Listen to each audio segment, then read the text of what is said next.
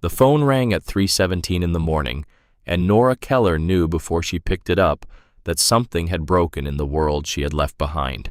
She was sitting in the kitchen of her apartment in Portland, Oregon, 400 miles from the town she had grown up in, 11 years from the last time she had spoken a full sentence to her father. The coffee in front of her was cold. It had been cold for 2 hours. She had poured it at midnight when the insomnia started again, the same insomnia that had been following her for weeks, like a stray dog that would not be shooed away no matter how many times she turned off the light and closed her eyes and told herself that tomorrow would be different. The phone buzzed on the counter and the screen lit up with a number she had not saved but recognized anyway. Recognized the way you recognize handwriting on an envelope from your childhood home, not because you have memorized it, but because it is stored somewhere deeper than memory, somewhere in the machinery of the body itself where the important things live, whether you want them to or not. She picked it up. She said nothing. She waited. The voice on the other end belonged to Slade Donovan. She knew that voice, the way you know the sound of a church bell from the town you grew up in, a sound that has nothing to do with the present moment, but carries the weight of every moment that came before it. Deep, unhurried. The kind of voice that does not waste words because every word it has ever spent has cost somebody something real. Slade Donovan was the president of her father's motorcycle club. He had been at her mother's funeral 11 years ago. He had stood in the back row in a leather vest with patches on the front, and he had not said a word to anyone, and he had been the last to leave the cemetery standing alone at the gate with his hands in his pockets and his head bowed while Nora drove away without looking back. "Nora," he said, "your father went up the mountain tonight. He was supposed to visit a friend up there. He did not come back. His dog just came through the back door of our meeting place about 20 minutes ago, and the dog is torn open. Half his ribs are showing on one side. He has been shot. He has been beaten. But he walked in here on his own legs, and he had a piece of another man's vest clamped in his teeth. The vest belongs to a man named Dax Riggs. Dax Riggs has been trying to kill your father for 3 weeks. We are going up after your father right now. I thought you should know before we left." She said nothing for a long time. She held the phone against her ear, and she stared at the kitchen wall, and she felt something move inside her chest that she had spent 11 years building walls around. She had built those walls carefully and methodically, the way a person builds a dam across a river, one stone at a time, each stone placed precisely to hold back the water that would destroy everything downstream if it ever got through. The walls had held for 11 years. They had held through holidays she spent alone in this apartment with the television on and the sound turned down. They had held through birthdays when she picked up the phone and stared at the number and put the phone down again. They had held through the quiet moments at 2 in the morning when she would wake from a dream in which her father was standing in the doorway of his shop, not moving, not speaking, just standing there with the dog beside him. And she would lie in the dark and press her fist against her sternum and breathe until the feeling passed. The walls did not hold now. The water came through. It came through the way water always comes through when a dam finally breaks. Not slowly, not politely, not one drip at a time, but all at once, carrying everything with it. 11 years of silence and stubbornness, and the particular kind of grief that comes from losing someone who is still alive, and knowing that the losing was your choice, and that choices are supposed to mean something, but sometimes they just mean you are alone. "How bad?" she said. Slade was quiet for a moment. The silence on the line had the quality of a man choosing his words with the care of a surgeon choosing instruments. Then he said, "The dog walked 11 miles to get to us, Nora. He came down off that mountain in a straight line through the woods, and he hit the screen door of the cigar bar at a full run, and he went down on the floor, and he could not get back up. He had a piece of that man's vest in his teeth, and he would not let go of it. That tells me 2 things. It tells me your father is alive or was alive when the dog left him. And it tells me that whoever did this to the dog got worse than what they gave. I am coming, Nora said. She hung up the phone. She stood in her kitchen for 90 seconds without moving. The refrigerator hummed. The clock on the microwave blinked. The cold coffee sat on the counter reflecting the overhead light in a small dark circle that looked like an eye. Then she picked up her keys. She walked out of her apartment without locking the door behind her. She got into her truck and turned the engine over and pulled out of the parking lot and pointed the hood south and drove into the dark toward a life she had sworn on her mother's grave she would never go back to. 400 miles. She would make it in 6 hours if she did not stop. Now let me tell you about the man she was driving toward and the dog that had already saved him once that night and was about to save him again. Gunnar Steele was 64 years old. He had a silver beard that hung to the middle of his chest, thick and wiry. The kind of beard a man grows not because he is making a fashion statement, but because he stopped caring about fashion statements somewhere around the same year he stopped caring about what strangers thought of him, which was roughly the same year he turned 40 and realized that the opinions of people who did not know him were about as useful to his life as a screen door on a submarine. His forearms were wrapped in tattoo ink, so old it had faded from black to the blue-gray of a winter sky. Just before the snow comes images and words and symbols that told the story of his 20s and 30s in a language that only men who had lived a similar life could read. He moved slower now than he had 2 decades ago. His left knee popped every morning when he stood up from the cot in the back room of his shop, a sound like a small dry branch breaking underfoot. His right shoulder ached when the weather turned cold, a souvenir from a fight he had been in 20 years ago that he never discussed because the other man had come out of it worse, and discussing it would have been the kind of boasting that Gunnar considered beneath the dignity of a man who had nothing left to prove. But his hands still knew an engine the way a concert pianist knows a keyboard by feel, by memory, by the kind of love that does not need to explain itself, because explanation would only diminish it. He had been a member of the Iron Wolves Motorcycle Club for 22 years. He was the sergeant at arms, a title that sounds like it belongs on a plaque in a government building, but in the world Gunnar inhabited meant something entirely different. It meant that when something inside the chapter needed to be handled, Gunnar handled it. Quietly, permanently, without paperwork, without witnesses, without the kind of loose ends that come back around in 5 years and ask questions that nobody wants to answer. He had earned the position not by being the largest man in the room, though he was large, not by being the most dangerous, though he had been dangerous when danger was what the situation called for, but by being the most reliable human being any of those men had ever known. In a world where a man's word was the only currency that held its value, Gunnar Steele's word was gold standard, backed by 22 years of doing exactly what he said he would do every single time, no more and no less. His shop sat at the end of a gravel road on the outskirts of a town in northern Nevada that most maps had decided was not worth the ink. The town had a gas station with 2 pumps and a handwritten sign that said, "Pay inside." It had a diner called Rose's that served coffee strong enough to strip paint and pie good enough to make you forget it. It had a hardware store that was open 3 days a week and closed on the other 4 for reasons the owner had never explained and no one had ever asked about. And it had a cigar bar called Mercer's that served as the unofficial meeting place for the local chapter of the Iron Wolves, a bar with dark wood walls and a ceiling fan that had been turning at the same speed since the year it was installed, and a back room with a heavy door that was closed on Wednesday nights when the chapter met to discuss things that the rest of the world pretended did not exist. The shop itself was a cinder block rectangle with a corrugated steel roof that pinged in the rain and 2 bay doors that Gunnar kept open in the summer to let the desert air through and closed in the winter to keep the desert air out. The floors were stained concrete.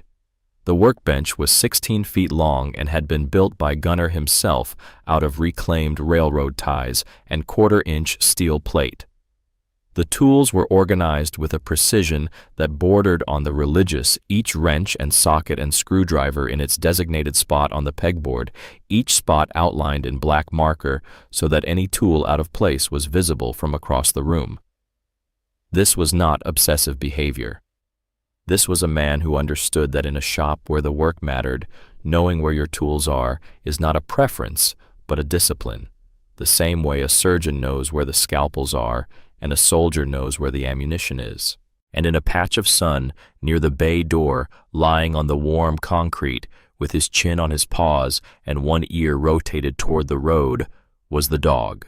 His name was Ranger. Belgian Malinois. Black mask over a face that was all angles and alertness, the kind of face that looks like it was designed by an engineer who was given a single specification sheet that read, "Build me the perfect machine for paying attention," and then decided to wrap the result in 70 pounds of muscle and fur. The body was lean and dense, the kind of lean that comes not from deprivation, but from a metabolism that converts everything into readiness, every calorie burned in service of a machine that can be sleeping on a concrete floor 1 second and 30 feet away with its teeth in something the next second. The transition between those two states was so fast that the human eye could not reliably track it. You saw the dog lying down. Then you saw the dog arriving somewhere. The middle part simply did not register. Ranger had scars. A long one across his left shoulder, a raised white line that ran from the point of the shoulder blade down nearly to the elbow, the kind of scar a knife leaves when it is drawn through muscle with intent. A notch in his right ear where a bullet had taken a crescent-shaped piece of cartilage smooth and pale against the darker fur around it, a permanent monument to a moment when the distance between alive and dead had been measured in fractions of an inch, and the measurement had come back favorable by the slimmest possible margin.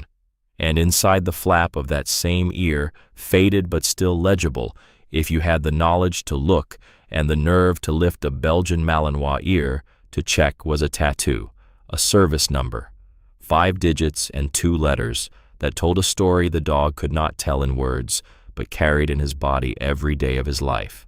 Ranger had spent the first 4 years of his life as a police K9 in a state that Gunner would not name out loud, not because naming it would cause trouble, but because not naming it was his way of honoring the privacy of men who had served alongside the dog and who deserved to be left alone. The handler had been a man whose name Gunner also did not say, not out of disrespect, but out of a kind of reverence for the dead that certain men carry, the way others carry photographs or rosary beads, or the memory of a face they saw in a particular light on a particular day and have never been able to forget. The handler had been killed during a stairwell raid in a housing project on the east side of a city that made the national news for one night and was forgotten by the next morning's news cycle. He was shot twice going through a door that he should not have been the first one through, but was because someone above him had made a decision, and someone below him had followed the order, and the door was the place where those two facts converged into a consequence. Ranger had been beside him when he went down, not behind him, beside him.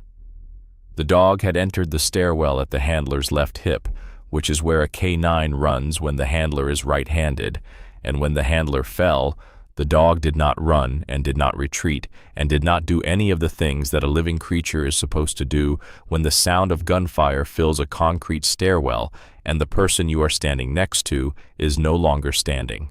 Ranger lay across the handler's chest. He lay there for 4 hours. He growled at anyone who approached, including the paramedics who needed to access the body, including the other officers who wanted to clear the scene, including the department chaplain who had been called to say words over a man who was already past the point where words could change anything.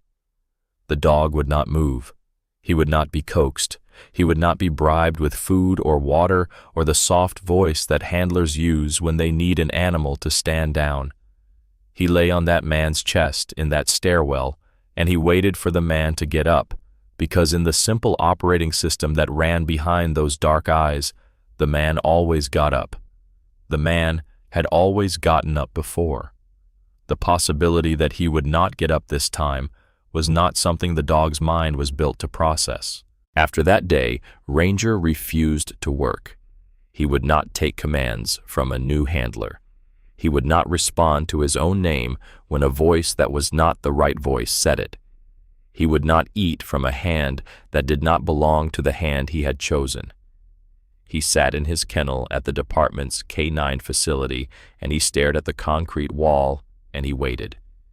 He waited with the patience that belongs only to creatures who do not understand death the way human beings understand it, which is to say, he waited without acceptance, without resignation, without any of the psychological mechanisms that people develop over a lifetime to survive the experience of losing someone they cannot live without. He simply waited. Every morning, every evening, for months. The department made the decision to euthanize him. It was a budgetary decision dressed up in the language of compassion. The dog was non-functional. The dog was occupying kennel space. The dog was consuming resources that could be allocated to a working animal. The paperwork was filed on a Tuesday. The veterinary appointment was scheduled for a Friday. The form had a line at the bottom for the signature of the officer who would be present during the procedure, and the line was blank because no one in that department wanted to be the person who signed his name under the sentence that ended a dog who had spent 4 hours lying on a dead man's chest because leaving was not in his programming.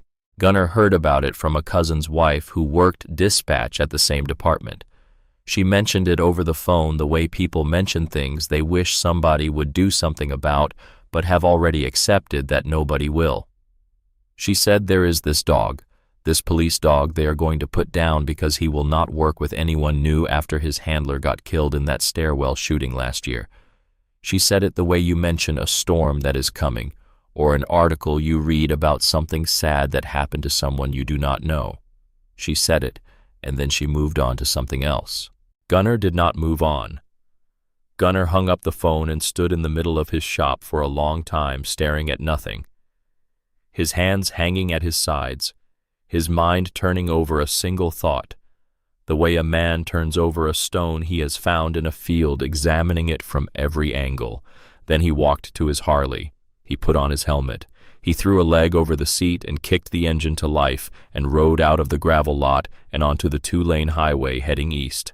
He drove 11 hours straight, through the night, across 2 state lines, through high desert and agricultural flatland, and the outskirts of cities he had never visited, and had no reason to visit, and would never visit again. He arrived at the K9 facility at 7 in the morning, 3 hours before the veterinarian was scheduled to arrive, with a needle and a form, and the clinical efficiency of a man doing a job he does not enjoy but has agreed to perform. Gunnar paid the kennel fee in cash. He signed the adoption paperwork with a name that was not his legal name, because a man in his position does not put his real name on documents that end up in government filing systems. He walked to the back of the facility where the kennels were, and he stood in front of the chain-link door of a run where a dog was lying on a concrete floor with his chin on his paws and his eyes on the wall and his body so still that for a moment Gunnar thought he was already dead. The kennel officer opened the door. The dog did not move. The officer said, "He will not come to you. He has not come to anyone since the day we brought him back." Gunnar did not respond to the officer. He walked into the kennel, and he crouched down, and he looked at the dog for a long time, and the dog looked at the wall, and neither of them moved. Then Gunnar stood up. He turned around and walked out of the kennel, and down the corridor, and out the front door, and across the parking lot to his Harley. He opened the sidecar compartment. He took out a wool blanket that he kept there for cold rides. He walked back inside down the corridor into the kennel, and he draped the blanket over the dog. Then he picked the dog up. 70 pounds of dense, rigid muscle, a body locked in the stillness of an animal that has decided there is nothing left in the world worth moving toward. Gunnar carried him out of the kennel, down the corridor, past the officer who was standing with the paperwork in his hand, and his mouth slightly open, out the front door across the parking lot, and he placed the dog in the sidecar of his motorcycle with the blanket arranged over his head so that the dog would not have to see the city where his handler had died, growing smaller in the distance. He drove 11 hours back. He carried the dog into his shop and set him down in the corner behind the workbench and put a bowl of water on the floor beside him and walked away without looking back. For the first 3 months, Ranger lived under the workbench. He growled at anyone who walked past the shop door. He ate only when the building was empty and Gunnar had gone outside or into the back room. He drank from the water bowl that Gunnar replaced twice a day, morning and evening, without commentary, without expectation, without the performance of kindness that human beings sometimes engage in when they want credit for being patient. Gunnar left an old leather jacket on the concrete floor next to the space under the workbench where the dog had made his den. The jacket had been on Gunnar's body for the better part of a decade. It smelled like engine oil and road dust and the salt of sweat and the particular chemical signature of a man's skin, a signature as unique as a fingerprint and far more meaningful to an animal whose primary interface with the world is its nose. Gunnar did not place the jacket there with ceremony. He did not explain to the dog what it was or why it was there. He simply dropped it on the floor on his way to bed one night, the way a man drops something he does not need anymore, and left it there. He did not try to pet the dog. He did not crouch beside the workbench and extend his hand palm up in the gesture of submission that dog trainers teach as the universal language of "I am not a threat." He did not speak to the dog in the high, soft tone that people use when they want an animal to like them. He did not try to earn the dog's trust, because Gunnar understood something that most people do not understand about trust, which is that it cannot be earned by trying to earn it.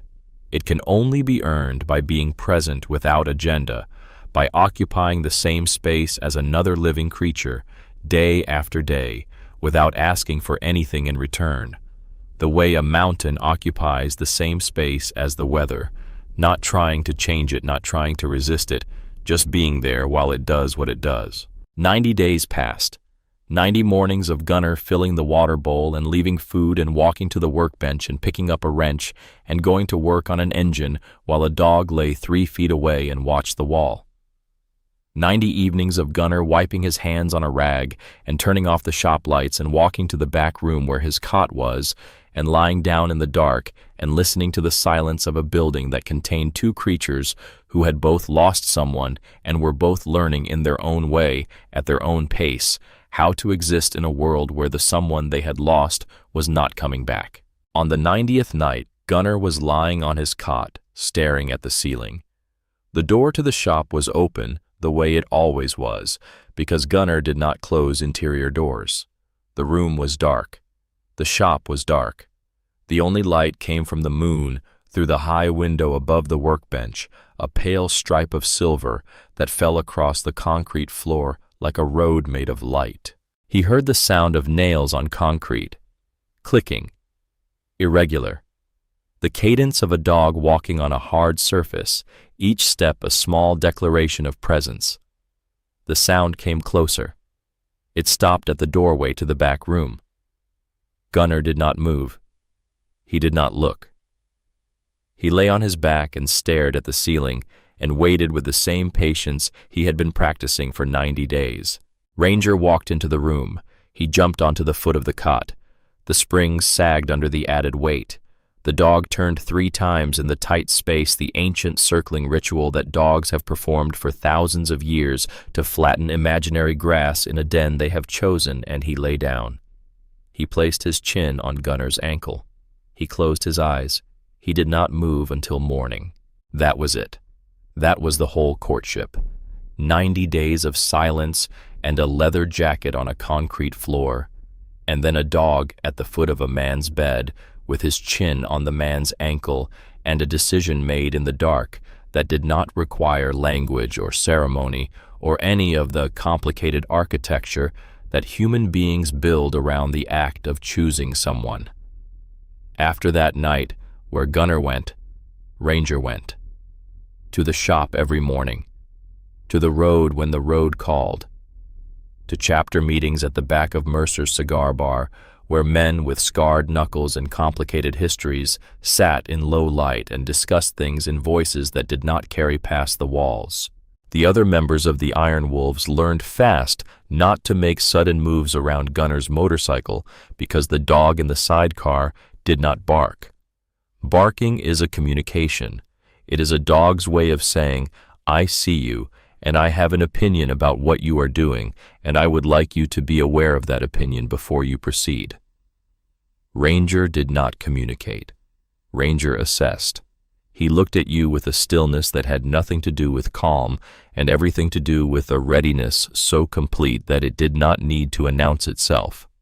Once that dog looked at you in a certain way, you understood immediately and permanently that barking was a courtesy. You were not going to be extended the way a bullet does not send a letter of introduction before it arrives at its destination. Gunner kept Ranger's old K9 vest in the saddlebag of his Harley. He never put it on the dog. He never showed it to anyone. He never mentioned it, but it was there, folded neatly, the Velcro straps aligned, the faded lettering still legible. Ready, the way a retired soldier keeps a dress uniform in the back of a closet, not because he will ever wear it again, but because throwing it away would mean something he is not prepared to let it mean, not yet, maybe not ever. Now, the trouble. There was a man in the chapter named Dax Riggs, 38 years old, big through the shoulders and the chest, the kind of size that comes from moving heavy things for a living and enjoying the process of becoming the kind of man who can move heavy things. He had a face that was not unpleasant to look at, but that never quite settled into an expression you could trust, the way a mirror in a funhouse never quite shows you the shape you expected to see. He had a smile that arrived on his face a full beat before his eyes decided whether to participate the gap between the two, creating a momentary dissonance that most people felt without being able to name. The way you feel a drop in barometric pressure without knowing why the air suddenly seems heavier. Dax wore his chapter patch the way some men wear a badge, not as a symbol of belonging, but as a source of authority, a license to stand in certain rooms and say certain things and expect certain reactions. He shook hands with a grip that held on one beat too long, the way a man shakes hands when he is measuring you for something you did not agree to be measured for. Dax had started running side work that the chapter president Slade Donovan had not approved and the chapter table had not voted on. The work involved pharmaceuticals, oxycodone primarily, but also other substances that came in small bags and left the state in the saddlebags of young men who had been told by Dax that carrying product was what real loyalty looked like, that brothers shouldered weight for each other, that the revenue would flow back to the chapter and support the causes and the families that the chapter existed to protect. The revenue did not flow back to the chapter. The revenue flowed into accounts that Dax controlled, and from there into investments and purchases that had nothing to do with brotherhood and everything to do with the ambition of a man who had looked at the chapter and seen not a family, but a franchise that he was entitled to a larger share of. The routes crossed 2 state lines.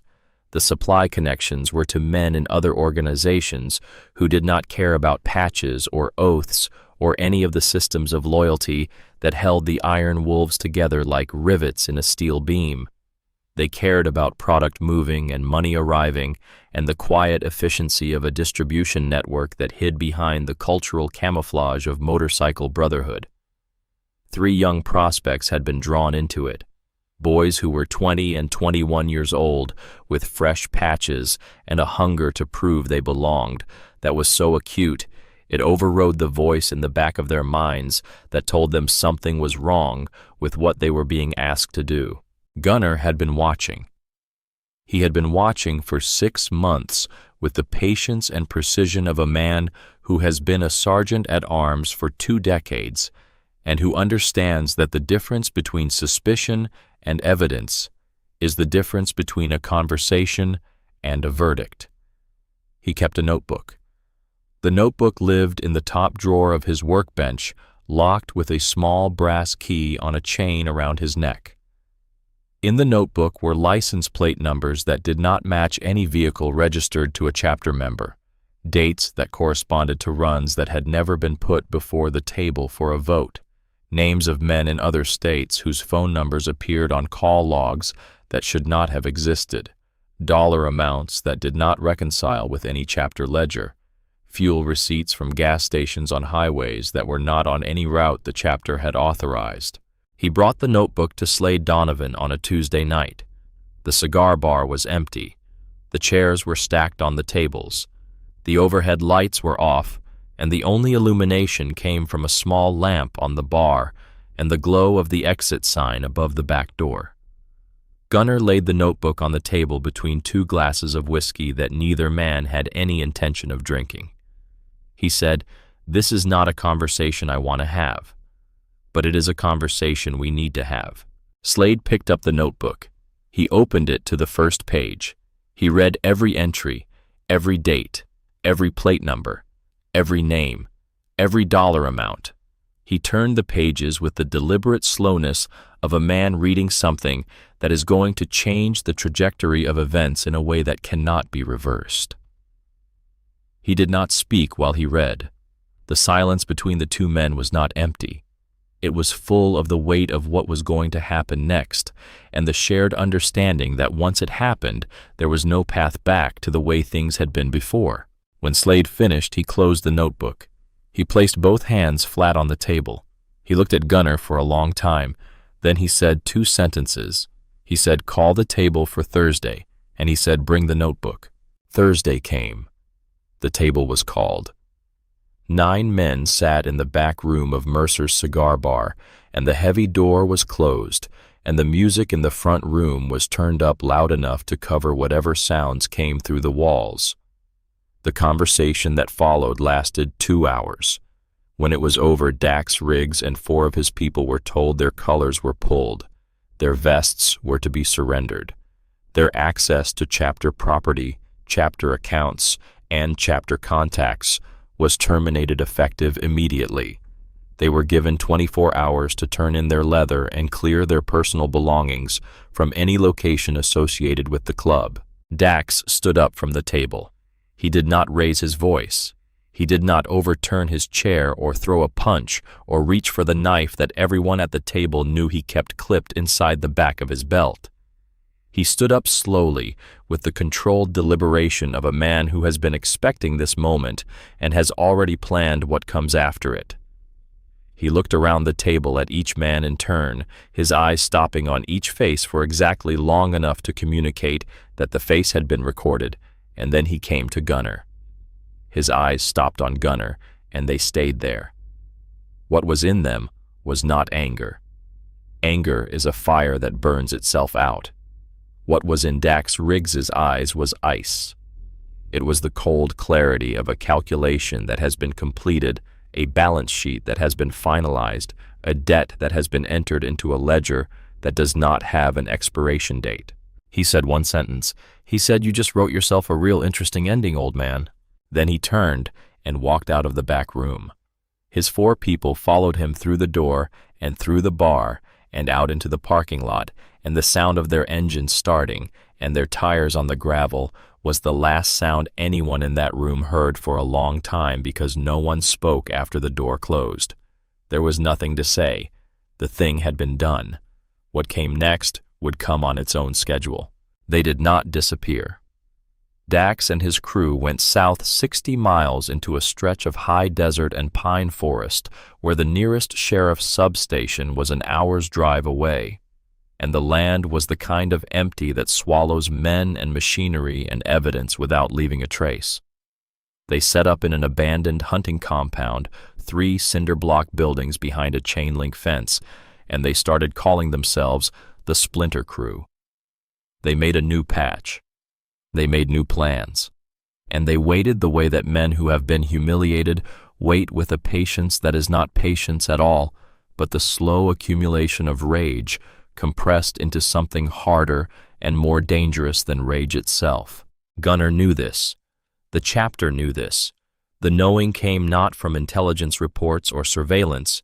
but from the physical evidence of escalation that arrived at Gunner's shop and at the cigar bar in a steady, measured rhythm, each incident slightly worse than the last, each one a message written in the language of inevitability. First, a brick through the front window of the shop at 2 in the morning. The glass exploded inward across the workbench and onto the floor, and Ranger was on his feet before the last shard stopped sliding across the concrete, standing in the dark with his ears forward and his body squared toward the broken window, not barking, just standing, his outline lit by the streetlight outside like a shadow that had decided to become solid. A chapter brother named Hayes, who worked construction, replaced the glass the next morning without charging for the labor. When he was done, he looked at Gunner and said, "I can put in bulletproof if you want." Gunner said regular glass is fine. Then tire tracks through the gravel lot. Fresh ones made in the middle of the night in a pattern that circled the building once and then departed through the same gap in the fence they had come through. The message was simple and did not need to be written down. We were here. We know where this building is. We can reach it anytime we choose. Then, a dead coyote on the doorstep of Mercer's cigar bar. The animal had been shot through the head and laid on the welcome mat, with its legs arranged in a posture that was almost natural, almost as if it had simply decided to lie down and die in this particular spot. Stapled to its ear was a note written in ballpoint pen on a piece of lined yellow paper. The handwriting belonged to Dax Riggs. The note said, "Next one is bigger." And then, at 3 o'clock on a Wednesday morning, the phone in Gunner's back room rang. He picked up the receiver and said nothing, and waited. The voice on the other end said one sentence and hung up. The sentence was, "We know where the dog sleeps." Gunner placed the phone back on the nightstand. He lay in the dark and looked at the ceiling and listened to the sound of Ranger breathing at the foot of his cot. The dog was asleep. His breaths were long and rhythmic, and trusting the breaths of a creature who has decided that the man in the room is responsible for keeping the world outside the room and who has no reason to doubt that arrangement. Gunner had not been afraid for himself in a very long time. 22 years on the road had burned the fear of personal death out of him, the way repeated exposure to fire eventually burns the fear of fire out of a man who works with welding torches for a living. You do not stop respecting what can kill you. You simply stop letting the respect turn into something that interferes with the work. He had watched friends die. He had attended funerals where the casket was closed because what was inside no longer resembled the man who had occupied it. He had made his peace with the fact that one day the road or the life or his own aging body was going to present a bill, and he would pay it the way he paid all his bills, standing up on time without negotiation. But the dog was a different matter entirely. The dog was the one living thing in his world that had chosen him without conditions, without prerequisites, without any knowledge of who Gunner Steele was, or what he had done, or what the patches on his vest signified. The dog had chosen him on the 90th night for reasons that belonged entirely to the dog, and Gunner understood in a way he would never attempt to articulate that this was the purest contract he had ever been party to, an agreement made without signatures, witnessed by no one, binding in a way that no human arrangement had ever bound him.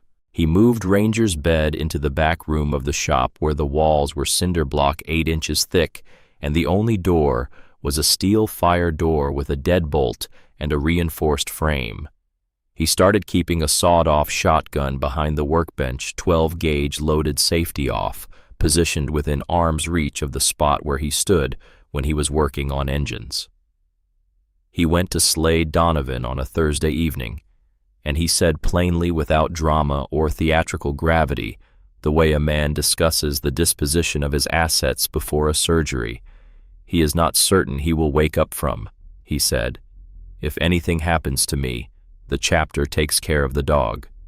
Do not put him in a shelter. Do not give him to a stranger. One of you takes him, and one of you keeps him until he dies of old age in a place where he is not alone." Slade had nodded once. He had said, "We will take care of both of you while you are still here, Gunner. And after, if it comes to that." 3 days later, the phone in the shop rang in the middle of the afternoon. Gunner was working on the timing chain of a 1972 Harley shovelhead that had been waiting 6 months for his attention. Ranger was in his usual spot, near the bay door, chin on paws, one ear rotated toward the road. Gunner wiped his hands on a rag and picked up the phone.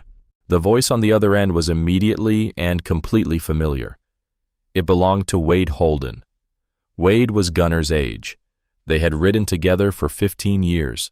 Wade had been the chapter's vice president for 8 of those years before he retired clean. No drama, no bitterness. Just a man who had looked at his life and decided that the next chapter of it would be quieter than the first. He had moved up into the mountains north of town to a cabin on 12 acres, surrounded by ponderosa pines and not much else. He kept bees. He stayed sober. He lived with his wife Faye in the kind of deliberate quiet that men who have spent decades being loud sometimes need the way they need air. Gunner had been to the cabin twice.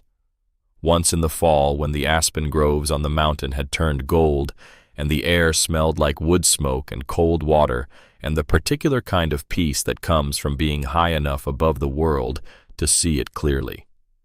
Once in the spring when Wade had rebuilt the cabin's front porch and wanted someone to sit on it with him and drink coffee and say nothing, which was one of Gunner's primary talents. Faye had cooked for him both times. The venison stew from the fall visit was a dish Gunner still mentioned on cold nights at the cigar bar, not because the stew itself was extraordinary, although it was, but because the act of being fed by a woman who expected nothing in return was an experience Gunner had not had since his wife died 11 years ago, and missing it was a wound that had never fully closed. Wade said on the phone that Faye was sick. Cancer. The fast kind that does not send advance notice or offer negotiation. He said he needed Gunner to come up to the cabin just for an hour because there was something he wanted to give him, something personal, something he could not discuss on a telephone. He said time was not something Faye had much of anymore, and he would rather do this now than wish he had done it later. Gunner listened. He stood in his shop with the phone against his ear and one hand resting on the edge of the workbench, and he listened with his whole body the way a man listens when the surface of a conversation seems ordinary, but the current underneath it is pulling in a direction he does not want to go. Something was wrong. The cadence of the voice was off. Wade Holden was a man who talked with his hands even when you could not see them, a man whose voice carried the physical energy of gesture and movement, a man who could not hold a pause for longer than 2 seconds without filling it with a joke or a digression or a story about the bees that had gotten into the kitchen through a crack in the window frame. The man on the phone paused too long, spoke too evenly, pronounced his words with the measured care of a man who is reading from something rather than speaking from a life. But Gunner also understood this. If he was wrong, if Faye was genuinely dying and Wade genuinely needed him, and Gunner had not gone because the rhythm of a phone call felt half a beat off, he would carry that failure for the rest of whatever time he had left. He would carry it the way he carried every other failure he had accumulated over 64 years silently in the center of his chest, in the place where the weight lived. And that place was already carrying enough. So he went. He went on the bike. He took Ranger in the sidecar. He took the dog's blanket and the saddlebag with the K9 vest folded inside it. He did not take the shotgun. He left it leaning against the wall in the back room next to the dog's empty bed, and he did not realize he had left it until he was already 10 miles up the mountain road, and the realization landed on the back of his neck like a cold hand and settled into his stomach like a stone. The mountain road was narrow and switchbacked and shaded by ponderosa pines that turned the pavement into a ribbon of alternating light and shadow. The air changed as he climbed. It thinned and cooled and took on the scent of pine resin and snowmelt, and the particular kind of quiet that exists only at altitude where the atmosphere has thinned enough that sound does not travel as far, and the silence between sounds becomes the dominant feature of the landscape. Halfway up, the bike started running rough.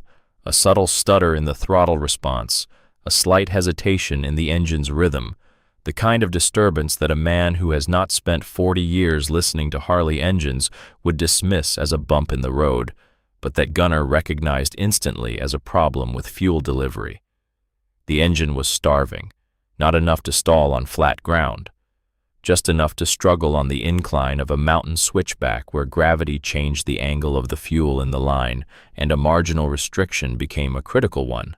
He pulled over at a wide spot near a creek where the road shoulder was gravel and the drop-off beyond it fell 50 feet through pine and shadow to the sound of water moving over stones.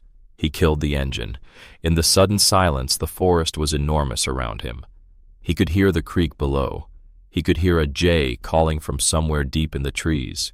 He could hear Ranger already standing in the sidecar, already facing the tree line with his ears up, and the hair along his spine raised into a ridge of dark fur that made him look 5 pounds heavier and a great deal more dangerous than he looked when the hair was flat.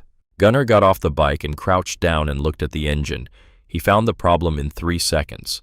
The fuel line at the carburetor had been loosened, not cut, not disconnected, loosened, backed off just enough to bleed fuel under the pressure demands of a climb, just enough to starve the engine on a grade where the physics of gravity and flow conspired to turn a minor restriction into a shutdown. This was not road vibration, this was not wear, this was sabotage done by someone who understood engines well enough to calibrate the failure to choose a specific location and a specific kind of mechanical death that would leave a man stranded on a specific kind of road at a specific kind of altitude where cell signals do not reach and other vehicles do not pass, and the only witnesses are the trees. Gunnar reached for the saddlebag. His hand went to the place where the shotgun was supposed to be the gap between the folded K9 vest and the rain cover where the short barrels nestled against the leather. His hand found the vest.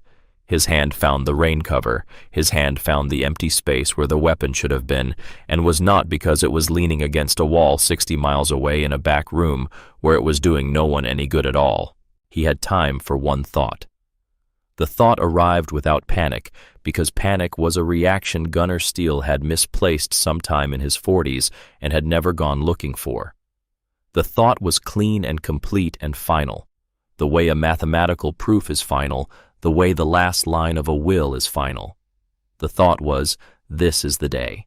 They came out of the trees on both sides of the road. 4 men. Dax Riggs in the center, emerging from the brush with the unhurried stride of a man who has been crouching in the cold for hours and is in no rush now that the waiting is over, because the waiting was always the hardest part, and everything that follows is just the machinery running the way he built it to run. 2 of the 4 carried pistols, cheap semi-automatic handguns, held low against their thighs, in the grip of men who are accustomed to holding weapons, but not particularly trained in their tactical deployment.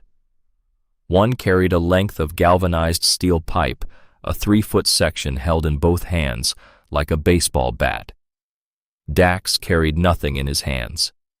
Dax carried his smile, the one that arrived on his face ahead of his eyes, the one that created a gap between the expression and the intent behind it that was wide enough to fall into. Gunnar stepped away from the bike. He positioned himself between the sidecar where Ranger was standing and the 4 men who were walking toward him. He stood with his hands at his sides and his feet shoulder-width apart and his chin level and his eyes moving between the 4 faces with the calm efficiency of a man cataloging threats in order of priority, which was a thing Gunnar Steele had been doing for 22 years and could do in his sleep. He said in a voice that carried no tremor and no bravado and no plea, a voice as flat and factual as a weather report, he said, "Take a minute, boys. Think about what comes after this." Dax walked up close enough for Gunnar to smell the whiskey and the sweat, and beneath both of those, the sharp chemical sourness of methamphetamine leaving a body through skin that has not been washed in several days. Dax looked at Gunnar the way a man looks at a project he has been working on for weeks that is finally ready for completion with satisfaction but not pleasure, with the business-like focus of a man closing a deal. He said, "Gunnar, we have been thinking about it for 3 weeks. We are done thinking." The pipe came down across the back of Gunnar's knees. The world inverted. The sky changed places with the gravel. His palms hit the ground first, then his kneecaps, then the side of his face, and the pain arrived in a single detonation that started in his legs and traveled up through every link of his spine and exploded behind his eyes in a white flash that was not light, but the nervous system's emergency broadcast the signal that tells the brain something structural has just been compromised. Ranger was in the air before Gunnar's knees touched the gravel. The dog did not wait for a command because there was no command for this. There was no hand signal, no whistle, no word in any language that covers the specific tactical scenario of 4 armed men attacking your person on an isolated mountain road.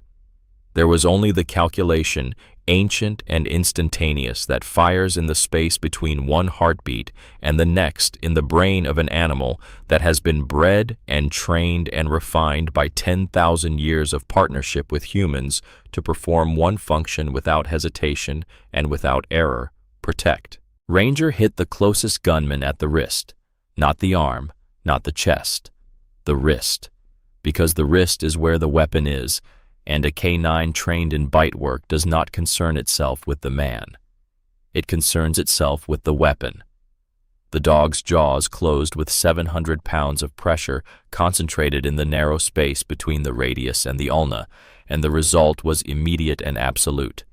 The pistol went one direction, a portion of the wrist went another.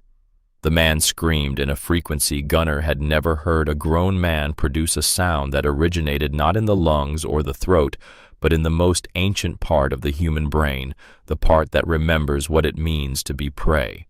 Dax shouted, "Hit the dog! Hit the dog!" The second pistol swung toward Ranger. Gunnar threw his body over the dog, covering the animal with his chest and back and arms the way a parent covers a child, during an explosion absorbing with his own body the blow that was aimed at the creature beneath him. A boot connected with his ribs. A fist grabbed his hair and slammed his face into the gravel. His arms were wrenched behind his back, and the zip ties went on the hard plastic, ratcheting tight around his wrists, with a series of clicks that sounded like a lock, engaging each click a small, irreversible statement of fact. He could hear Ranger still fighting. The snarling was a continuous vibration, not a sound you heard with your ears, so much as a frequency you felt in your chest, the deep resonance of a 70-pound animal channeling every fiber of its being into the single purpose of reaching the men who had hurt its person. But the sound was moving away. Someone had gotten a rope around the dog's neck. Someone was dragging him backward through the gravel. The snarling mixed with the scrabble of claws on stone, the desperate sound of an animal losing traction against a force it could not overcome. Then a yelp. One sharp note of pain that cut through everything else the way a single high note cuts through a symphony. Then silence. Gunnar tried to lift his head. A hand pushed it back into the gravel. A voice near his ear said in a tone that was almost conversational, almost friendly, the tone of a man discussing the weather with a neighbor. The voice said, "Do not worry about the dog. The dog is done." They pulled a hood over his head. They lifted him into the bed of a truck. The tailgate slammed shut. The engine started. The truck began to move, and Gunnar lay in the dark under the hood, feeling the road change beneath him, the way a blind man feels the texture of the ground through the soles of his shoes. Pavement, then gravel, then dirt, then the random jarring violence of terrain that had never been touched by any machine designed to make travel smooth. They drove for a long time. They drove into the kind of distance that erases a man from the knowable world. When the hood came off, Gunnar was in a stand of ponderosa pines, so dense that the sky was visible only as a narrow gray ribbon woven through the tops of the trees. The air was cold and thin, and smelled like wet bark and decaying needles and the metallic undertone of mineral-rich soil. No sound from the world below reached this place. No road noise, no aircraft, no human voice except the voices of the men who had brought him here and who were now standing around a tree that was wider than 2 men and preparing the thing they had come here to do. The tree had a logging chain bolted into its trunk at chest height, heavy-gauge steel, the kind of chain used to drag felled timber through rough terrain, each link thick enough that a man could spend the rest of his natural life pulling against it and accomplish nothing measurable. There were 4 padlocks. There was duct tape. There was the quiet efficiency of men performing a task they have rehearsed. They put Gunnar's back against the tree. They wrapped the chain around his chest and his upper arms and his wrists. They threaded it 4 times and locked it in 4 places with 4 separate padlocks. Each lock a redundancy. Each redundancy a statement about how certain they wanted to be that this man was not leaving this tree under his own power. They stretched duct tape across his mouth and pressed it down at the corners with careful thumbs. Dax Riggs crouched in front of him. He was close enough that Gunnar could see the broken capillaries in the whites of his eyes and the dry, cracked skin at the corners of his mouth and the particular quality of focus that belongs to a man who has not slept properly in weeks and has been sustaining himself on chemicals and anticipation. He said, "Gunnar, I want you to listen carefully because I am only going to say this once.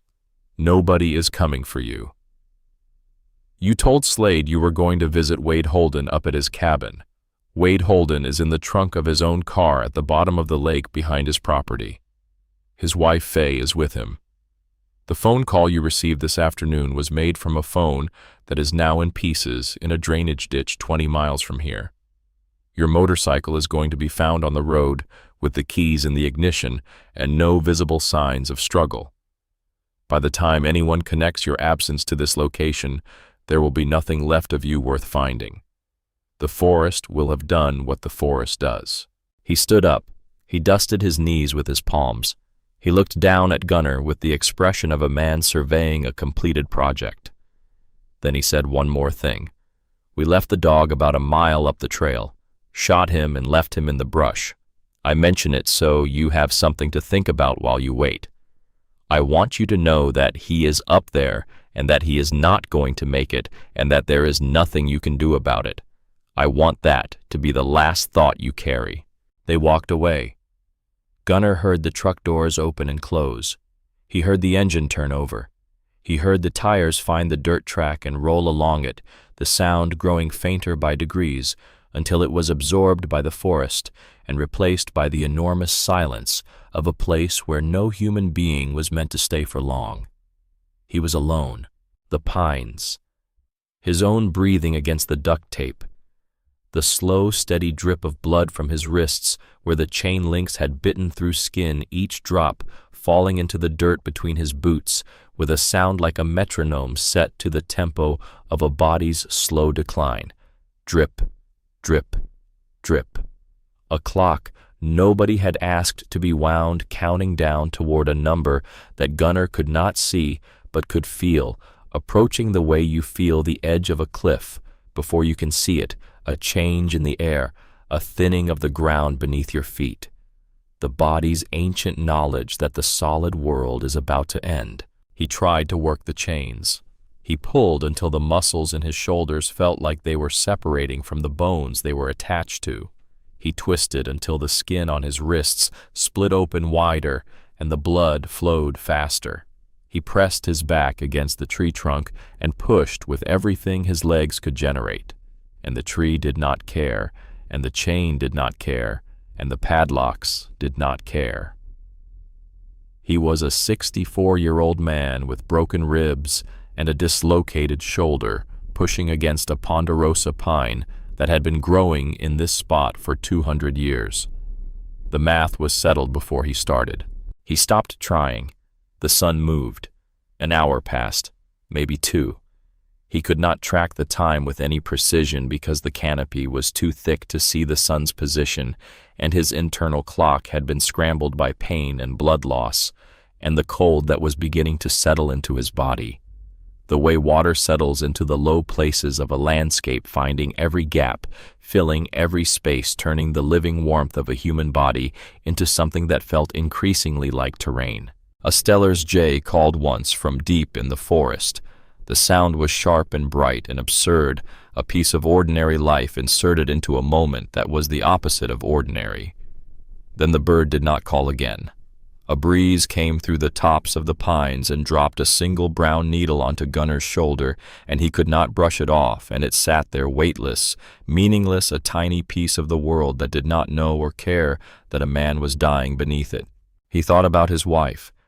She had been gone 11 years. Lung cancer. The kind that moves through a body the way a fire moves through a dry forest, consuming everything in its path with a speed that makes planning irrelevant and hope a form of denial. He had held her hand at the end. He had sat in a plastic chair beside her hospital bed and held her hand and watched the monitors and listened to the sound of the machines that were keeping her body running, while the part of her that was her, the part that laughed at his jokes and burned the toast and forgave him every single time he came home late, smelling like whiskey and road dust, that part had already gone somewhere the machines could not follow. She had asked him not to cry. She had said with a clarity that astonished him, given what the morphine was doing to the rest of her thoughts. She had said, "Gunner, I need you to not do that. I need you to be the thing you are. Be still. Be steady. Let me go the way you let me live, which is without a fuss." He had honored that request. He had sat in that chair and held her hand and watched her die, and he had not cried because she had asked him not to, and Gunner Steele honored requests. He thought about Nora, his daughter. She would be 35 now. He did not know where she lived. He did not know what she did for work. He did not know if she was happy or healthy or married or alone. He knew nothing about the 11 years of her life that had passed since she had stood in the doorway of his shop and said the words that had hit him harder than any fist or pipe or bullet ever had.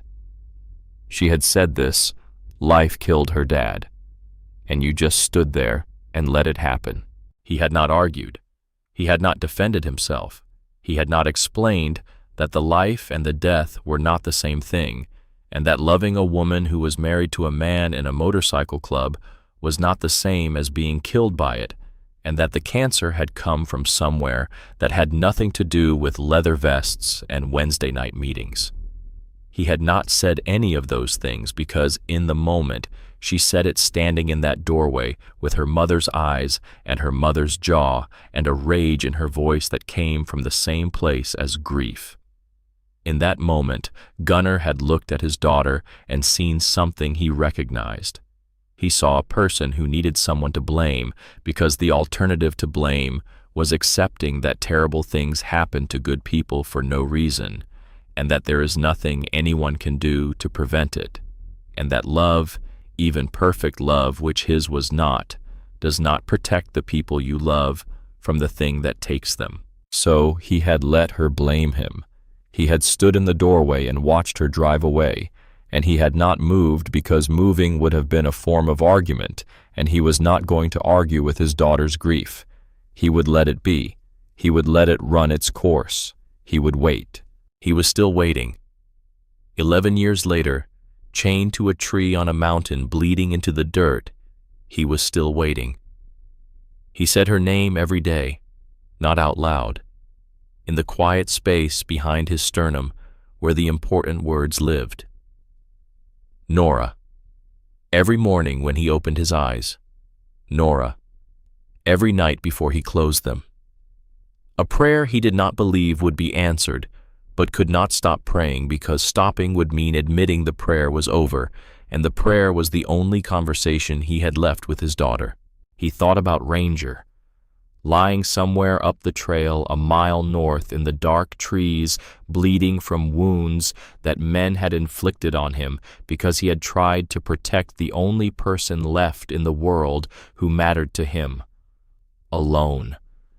In the way that dogs are alone when they have been hurt, past the point of function, and the body takes over and tells the mind it is time to find a quiet place and lie down and close your eyes and let the thing that is happening finish happening without an audience. Dogs do not die for show. They die in private. They go somewhere the people who love them cannot follow, and they do it alone because that is the arrangement between the living and the dying, and dogs honor the arrangement even though no one ever explained it to them. Gunner's chin dropped to his chest. His eyes closed. The pain had receded to a dull, generalized throb that was everywhere, and therefore nowhere the way a sound becomes inaudible when it reaches a certain volume and duration, the body's merciful decision to stop reporting what it can no longer fix. He drifted, not unconscious, not asleep. Somewhere between the two, a gray place where thought thinned out and time stopped mattering, and the world contracted to the diameter of his own breathing in and out through his nose above the tape, each breath a small affirmation that the machinery was still running, even though the operator had let go of the controls. A branch cracked. His eyes opened halfway. He listened. The forest was full of sounds that meant nothing. Branches fall. Animals move. The wind pushes things around. He let his eyes close again. Another crack. Closer. Heavier. The kind of sound that carries the signature of weight and direction, a thing moving through the underbrush with purpose, not drifting, not wandering, moving toward a destination. This was the moment. This was what he had been waiting for without knowing he was waiting. They had come back. Dax had come back. Patient men always come back to verify their work because patient men understand that an unverified outcome is the same as an incomplete one. An incomplete work is the kind of loose end that unravels everything you have built. Gunner could not lift his head, but he was listening now with everything he had left, which was not much, but was everything. He was listening the way a man listens for the sound that will be the last sound he ever processes, with a terrible attention that strips away every thought and every memory and every feeling that is not directly relevant to the act of identifying what is coming through those trees. Then the growl, low, from behind him, from the side of the forest the men had not come from. Gunner knew that growl. He had heard it 3 times in 7 years. Once in the alley behind the shop when a stranger had reached without warning toward Gunner's coat pocket. Once in the parking lot of a roadside diner when a drunk teenager had grabbed the handlebar of his Harley. Once at the back of the cigar bar when a visiting patch holder from another club had said something at the table that should not have been said to the man it was said to. This was not a warning growl. A warning growl is a question posed to the world. Are you sure you want to do this? This was not a question. This was a verdict. This was the sound the dog made after he had already analyzed every angle and calculated every distance and decided exactly what was going to happen and was giving the universe one final moment to understand the decision before it was executed. Gunner lifted his head. Ranger came around the side of the tree. The left side of his body was a landscape of damage. The fur and skin over his ribs had been torn away in a ragged stripe that ran from shoulder to hip, exposing the white lattice of bone beneath the ribs, visible and moving with each breath like the keys of an instrument being played by an invisible hand. There was a wound on his neck, a round entry point surrounded by a dark starburst of dried blood the size of a dinner plate, the signature of a bullet that had entered and exited, and by some arrangement between physics and fate, had managed to miss every structure that needed not to be hit. One eye was sealed shut behind a mound of purple-black swelling that had closed the lid completely. His collar was gone. They had ripped it from his neck. He was walking with a limp that was not quite a limp and not quite a stagger, but something in between each step, a negotiation between what his body was capable of and what his will demanded of it, and his will was winning, but it was winning by the thinnest possible margin, the way a runner wins a race by a stride, the way a poker player wins a hand by a single card, the margin so small that if you blinked, you would miss the fact that it was there at all. But he was alive, and he had come. The dog put his nose against Gunner's bound hands. He held it there. His breath was fast and shallow and warm against the torn skin of Gunner's wrists. The warmth was the warmth of a living animal who had been shot and beaten and left to die in the woods and had gotten up anyway, and walked through pain that most human beings would not have been able to walk through because the man on the other end of the walk was the reason for walking, and there was no pain in the world significant enough to override that reason. Gunner made a sound behind the duct tape. It was not a word. It was not a name. It was the closest thing to a prayer that a man like Gunner Steele had produced in 40 years, a sound that came from below the floor of language, from the basement of the human experience, where the most important communications live, the ones that do not need words, because words would only diminish them. Then Ranger turned his head, hard, toward the trail. His one good eye locked onto the tree line, and the remains of the decision growl rose in his chest again, deeper this time, a vibration so low it was almost subsonic, felt more than heard. Someone was coming. The dog moved out from behind the tree and placed his broken body between Gunner and the trail, low, square, quiet. Every muscle that still functioned was engaged. Every remaining capacity was oriented toward the tree line and whatever was about to come out of it. Footsteps. 2 sets. The sound of men walking through brush without concern for stealth, because they believed there was nothing alive in this clearing that they needed to be stealthy about. A voice low and casual. "I told you I heard something up here. Probably just a coyote nosing around." A second voice. "Then let us check and get out of here. I want to be off this mountain before dark." They came around the bend in the trail. What they saw was exactly what they expected to see.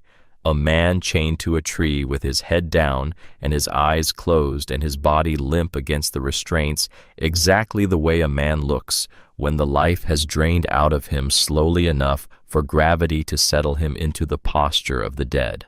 What they did not see until it was already in motion was 70 pounds of Belgian Malinois launching off the dirt to their right at a speed that the human visual system is not equipped to process in real time. Ranger hit the second man at the throat. There is a way a canine with bite work training takes a human being off his feet. It is not what civilians imagine.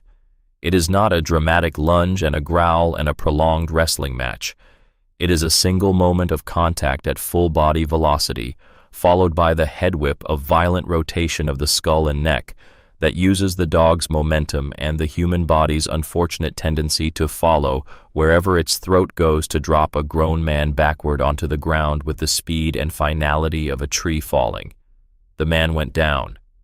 The pistol in his hand discharged once into the canopy overhead, and then it was in the dirt, and then nothing about that man was a factor in what happened next. Dax spun toward the noise. His hand was already bringing his own pistol up from his hip. Ranger released the first man and redirected. Not the throat this time, the gun hand, the wrist. The dog had been trained by men who understood the mathematics of multiple threats. Men who had taught him that, when there are 2 dangers and one of them has a weapon, you neutralize the weapon first because a disarmed man is a problem you can solve later, and an armed man is a problem that solves you now. He locked his jaw around Dax Riggs's gun wrist, and he held. The pistol fell. Dax dropped to one knee. He swung his free fist into the side of the dog's head with the full rotational force of a man who is fighting for his life. The impact shuddered through Ranger's body the way a shockwave travels through water. The jaw did not open. Dax hit him again. Harder. The dog's hind legs slid in the loose dirt. The jaw did not open. It was not going to open. Opening was not part of the calculation. Dax reached behind his back with his free hand. There was a knife clipped inside his belt. Gunnar, chained to the tree, saw the hand go around. He saw the fingers close on the handle. He saw the blade clear the leather and begin its arc toward the dog's neck. He tried to scream through the tape, and the sound that emerged was nothing less than nothing. The sound of a man watching the thing he loves most in the world about to be destroyed by a piece of sharpened steel and being unable to produce even one syllable of protest. Ranger let go of the wrist. He dropped below the arc of the blade. He was inside the swing before the knife completed its path, moving into the gap between the weapon and the body, with the speed and precision of an animal performing the maneuver it was trained to perform when all other options have been exhausted, and the handler is down, and the threat still has a weapon, and there is no backup coming, and there is no second attempt. He went for the throat. He did what he was trained to do. He did it once. The clearing went quiet. Ranger stood over the body for a long moment, shaking his shoulders dark with blood that was partly his own and partly not. His breath came in short, ragged bursts that sounded like something tearing at the seams. He took 2 unsteady steps away from what was on the ground, and he put his head against Gunnar's leg, pressing his skull against the shin with a pressure that was not affection and not exhaustion, but something that contained both and transcended both, the pressure of a living creature confirming through physical contact that the other living creature it exists for is still here, still warm, still breathing. Gunnar was crying. The kind of crying that happens behind duct tape and clenched teeth and a face that has not displayed emotion in public in 3 decades. The kind of crying that men of a certain generation and a certain life permit themselves exactly twice, and when they do it where no one can see, except that the dog could see. And the dog stayed against his leg and breathed against his shin and did not look away. And Gunnar understood. In a single moment of clarity that arrived whole and complete like a light turning on in a room that has been dark for years, he understood that this dog had walked a mile through dark forest with a bullet wound and broken ribs and one eye sealed shut to come back to him. Not because a command was given, not because training kicked in, because something in the ancient wiring of that animal's heart had performed a calculation simpler and more powerful than any calculation a human being has ever performed. His person was on a tree, so he went. Then Ranger lifted his head from Gunnar's leg. He turned away. He looked down the trail, and he walked. He walked away from Gunnar, past the bodies in the dirt, past the dropped weapons, past the knife, into the trees, into the darkness between the pines where the light did not reach, and the trail became a suggestion rather than a path. Gunnar watched him go. He could not call out through the tape. He could not follow. He could only watch the lean, bloody, staggering shape of his dog move away from him and disappear into the black spaces between the trunks of trees that had been standing in this forest long before either of them had been born. He thought the dog is going to die. He is going somewhere quiet, the way they always do. He is going somewhere I cannot follow because he does not want me to watch it happen. That is the deal between dogs and death. They honor it, even when it breaks the heart of the person they are leaving behind. He was wrong. Ranger was not going somewhere to die. Ranger had a job, and the job was 11 miles long. Belgian Malinois bred for police work do not learn their environment the way other dogs learn it. They learn maps. They learn buildings. They learn the route from the patrol car to the front door and back to the patrol car. They learn every room in a structure they have cleared once. They learn the distance between the kennel and the training ground, and the training ground and the handler's vehicle, and the handler's vehicle, and the place where the real work begins. These maps are not stored as memories in the way human beings understand memory. They are stored as architecture. They are load-bearing. They are permanent. Ranger had spent 7 years learning the geography of Gunnar's life. The shop, the back room, the cigar bar, the road between the shop and the cigar bar, the lot behind Slade Donovan's house, the diner on the highway where Gunner ate breakfast on Sunday mornings. Every route, every turn, every scent marker and landmark and subtle gradient of terrain that told a dog's nose where it was in relation to every other place it had ever been. He did not need the road. He did not need the switchbacks. He did not need anything that humans had built to help them find their way through a landscape they cannot navigate by smell alone. He needed the air to be moving in the right direction and his nose to be functioning, and both of those things were still operational, despite everything else that had been broken and shot and torn.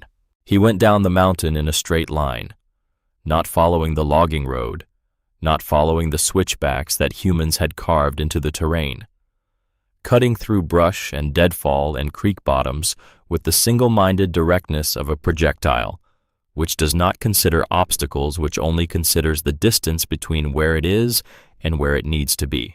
The first mile was the steepest. The grade dropped through a section of old-growth forest where the trees stood so close together that the spaces between them were barely wide enough for a man to pass through. Sideways, let alone a dog moving at speed with one side of his body torn open, and every breath a negotiation between what his lungs needed and what his cracked ribs would permit. Ranger did not slow down. He threaded the gaps between the trunks with the spatial awareness of an animal whose brain contains a three-dimensional model of every environment it has ever moved through, adjusting his trajectory by fractions of a degree without breaking stride the way a river adjusts around stones without losing momentum.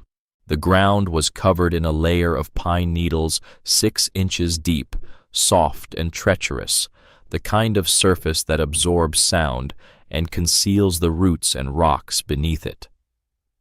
His paws punched through the top layer with each stride and found purchase on the harder soil beneath, and the rhythm of his movement was not the rhythm of a healthy animal running, but the rhythm of a damaged machine operating past its tolerances, each cycle slightly different from the last, each footfall a small recalculation of what was possible given what had been lost. He bled as he ran.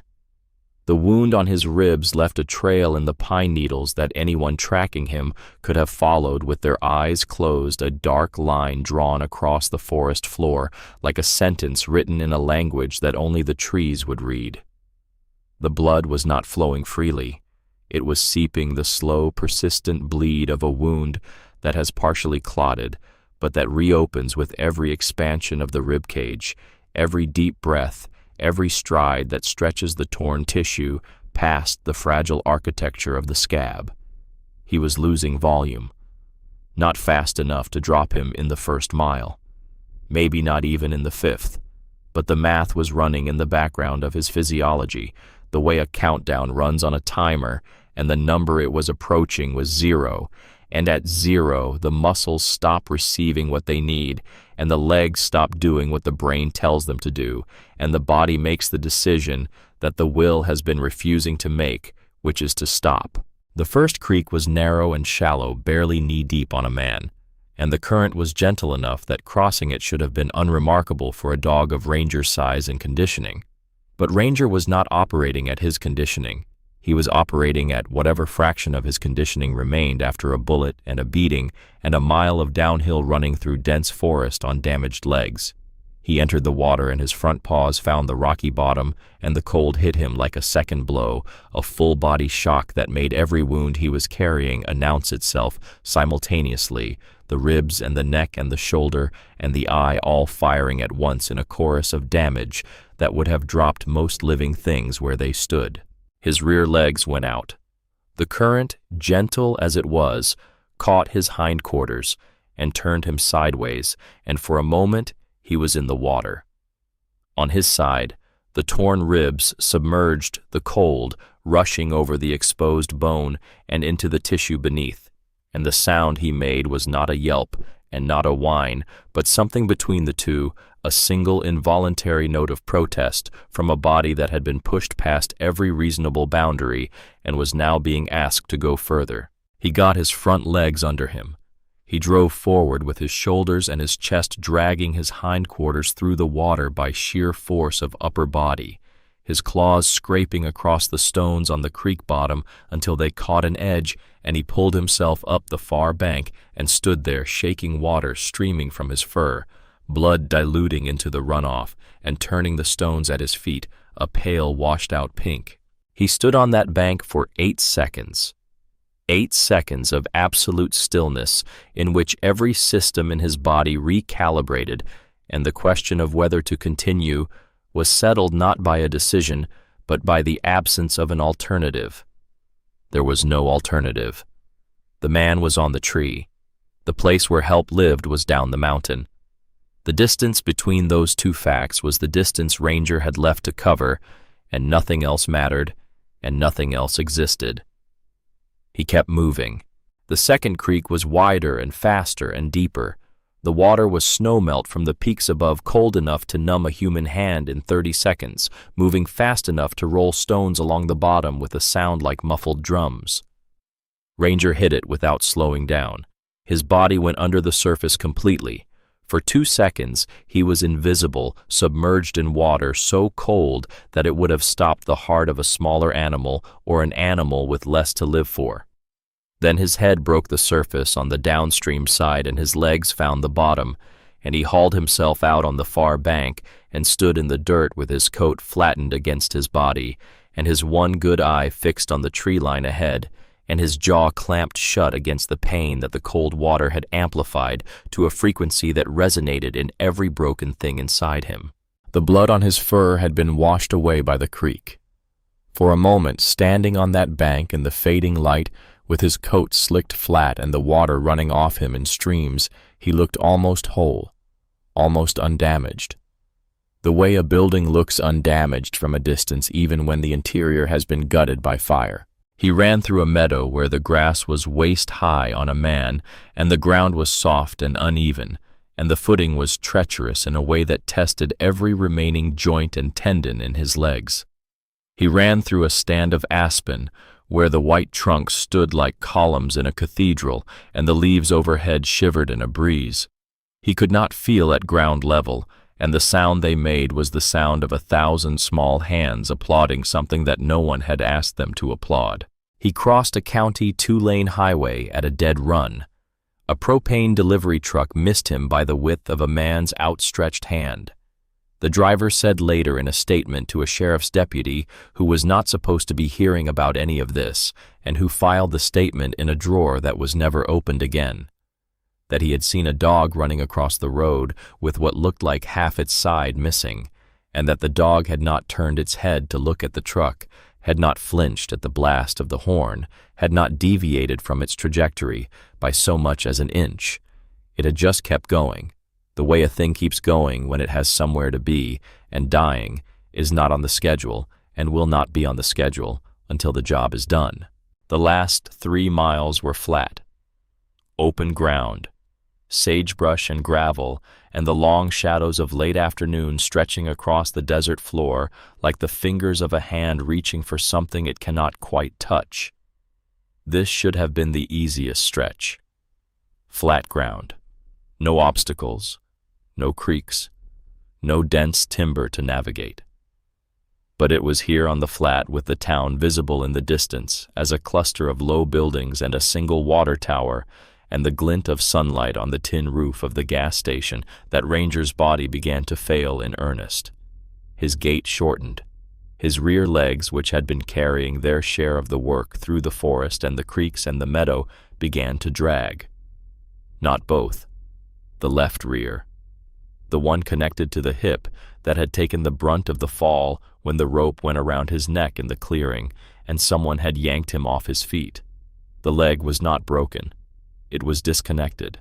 The neural pathway between the brain's command and the muscle's response interrupted by swelling or damage, or the simple exhaustion of a nervous system that had been running an emergency protocol for 11 miles and had finally depleted its reserves. He ran on 3 legs for the last 2 miles. The gait of a 3-legged dog is not a graceful thing. It is a lurching, asymmetric rhythm that puts twice the stress on the remaining legs and forces the spine into a compensatory curve that sends pain signals from every joint and vertebra that is being asked to do work it was not designed to do. Ranger did not adjust for grace. He adjusted for speed. He kept his head low and his one good eye forward, and his 3 functioning legs churning through the sagebrush and the gravel and the last of the distance between where he was and where he needed to be. 11 miles, in a straight line, down a mountain, through forest and water and open ground and the fading light of a day that was ending the way all days end, indifferently, without regard for what is happening beneath it. The shop where Gunnar kept Ranger's bed was dark and locked when the dog arrived. Ranger did not stop there. He circled behind the building, cut through the alley, crossed 2 residential yards where dogs behind fences barked at him, and he did not acknowledge their existence because their existence was not relevant to the task, and he came up the back fence of Mercer's Cigar Bar where the Iron Wolves met on Wednesday nights. It was a Wednesday night. Slade Donovan was in the back room with 5 other patch holders, including a man named Hank Briggs, who had been a combat medic in 2 different wars and who carried a trauma kit in his saddlebag, the way other men carry a phone charger, not because he expected to use it every day, but because the one day he needed it and did not have it would be the day that someone died who did not have to. They were discussing Gunnar. They were discussing him because Gunnar had not shown up for the meeting, and Gunnar Steele did not miss Wednesday meetings. He had not missed one in 11 years. The last time had been the week his wife died, and even then he had showed up the following Wednesday with a face like a sealed envelope, and sat in his chair and said nothing for 3 hours, and that had been his way of grieving, and every man in the room had understood it, and not one of them had said a word about it, because there are some things that do not survive being spoken about, and grief is one of them. The back door of Mercer's had a screen door that they kept latched against the moths and the night air. The screen was aluminum mesh in a wooden frame that had been hanging on the same hinges for 20 years, and had never been tested against anything more forceful than a seasonal windstorm. Ranger hit the screen at full speed. He came through it the way a thrown cinder block comes through a plate glass window, with the sound of wood splintering and metal tearing and a crash that brought every man in the back room out of his chair and reaching for whatever was closest to a weapon. The dog landed on the wooden floor. He tried to complete the movement, tried to get his legs fully under him and stand the way he had always stood when he entered a room, upright and alert and ready. His front legs held, his rear legs did not. They buckled, and he went down on his belly and slid forward across the planks, leaving a dark smear on the wood that started wide and narrowed as his momentum dyed, a smear that every man in that room recognized without being told what it was. Hank Briggs was the first one to him. Hank went to his knees beside the dog, the same way he had gone to his knees beside wounded men in places that he would never talk about, in rooms that were not this room. His hands moved with the rapid, practiced efficiency of a man whose hands have performed triage so many times that the process has been transferred from the conscious mind to the motor cortex, freeing the brain to assess while the hands do the work. He saw the wound on the ribs, the long, ugly exposure of bone where the fur and skin had been torn away. He saw the wound on the neck, the round entry point, and the matching exit wound on the other side. The bullet's path, a corridor of damage that had, by some miracle of anatomy, passed between the spine and the carotid artery and the trachea without hitting any of them, threading a gap that a surgeon would have needed imaging equipment to find, and that the bullet had found by chance or by something that was not chance, but that did not have a name in any medical textbook. He saw the swollen eye. He saw the bare neck where the collar had been ripped away, and he saw when he reached for the dog's head to check his airway that there was something clamped between Ranger's teeth, a strip of denim roughly 4 inches by 2 inches torn from a vest with enough force to pull the fabric apart at the seam. Sewn onto the denim was a patch. The patch was faded and stained, but the image and the text were legible. It was not the Iron Wolves patch. It was the Splinter Crew patch.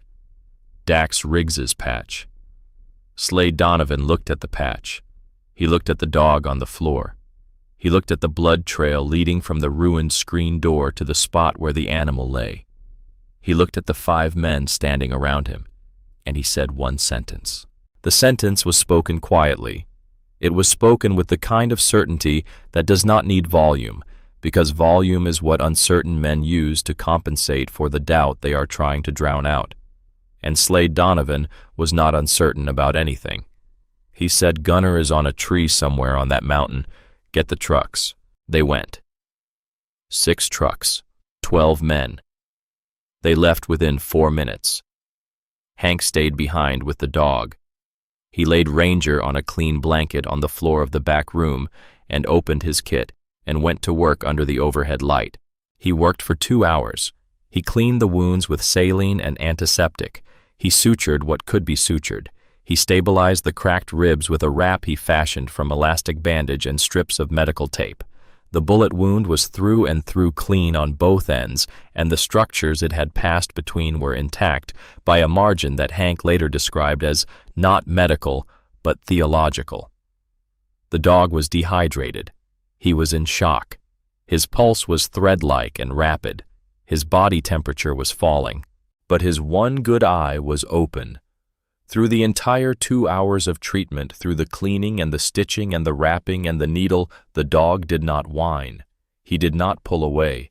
He did not attempt to bite the hand that was causing him pain in the process of saving his life. He lay on that blanket on that wooden floor, and he kept his eye open, and he stared at the door. The door was the direction that mattered. The door was the direction his person was in. The job was not finished. Hank told me later, and I am telling you now, that in 2 wars and 30 years of treating men and animals who had been broken by violence, the silence of that dog was the loudest thing he had ever heard in any room he had ever been in. When the bleeding was controlled and the wrap was secure, Ranger got up. He got up on 3 legs because the 4th was no longer accepting commands from the central nervous system. He walked to the back door that he had come through 20 minutes ago, the door with the screen hanging in pieces from the frame, and he stood there facing out, facing the dark, facing the mountain. He had a map to finish. They put him in the cab of the lead truck in the passenger seat next to Slade Donovan. Slade drove with one hand on the wheel and the other resting on the dog's shoulder, not stroking, not comforting, just maintaining contact, the physical language of a man telling an animal that he understood what was happening and that they were going in the same direction and that the going would continue until it was done. The drive up the mountain was 1 hour and 40 minutes. The trucks took the switchbacks in a convoy, headlights cutting through the dark like the eyes of something predatory moving uphill. Ranger sat in the passenger seat with his head turned toward the windshield.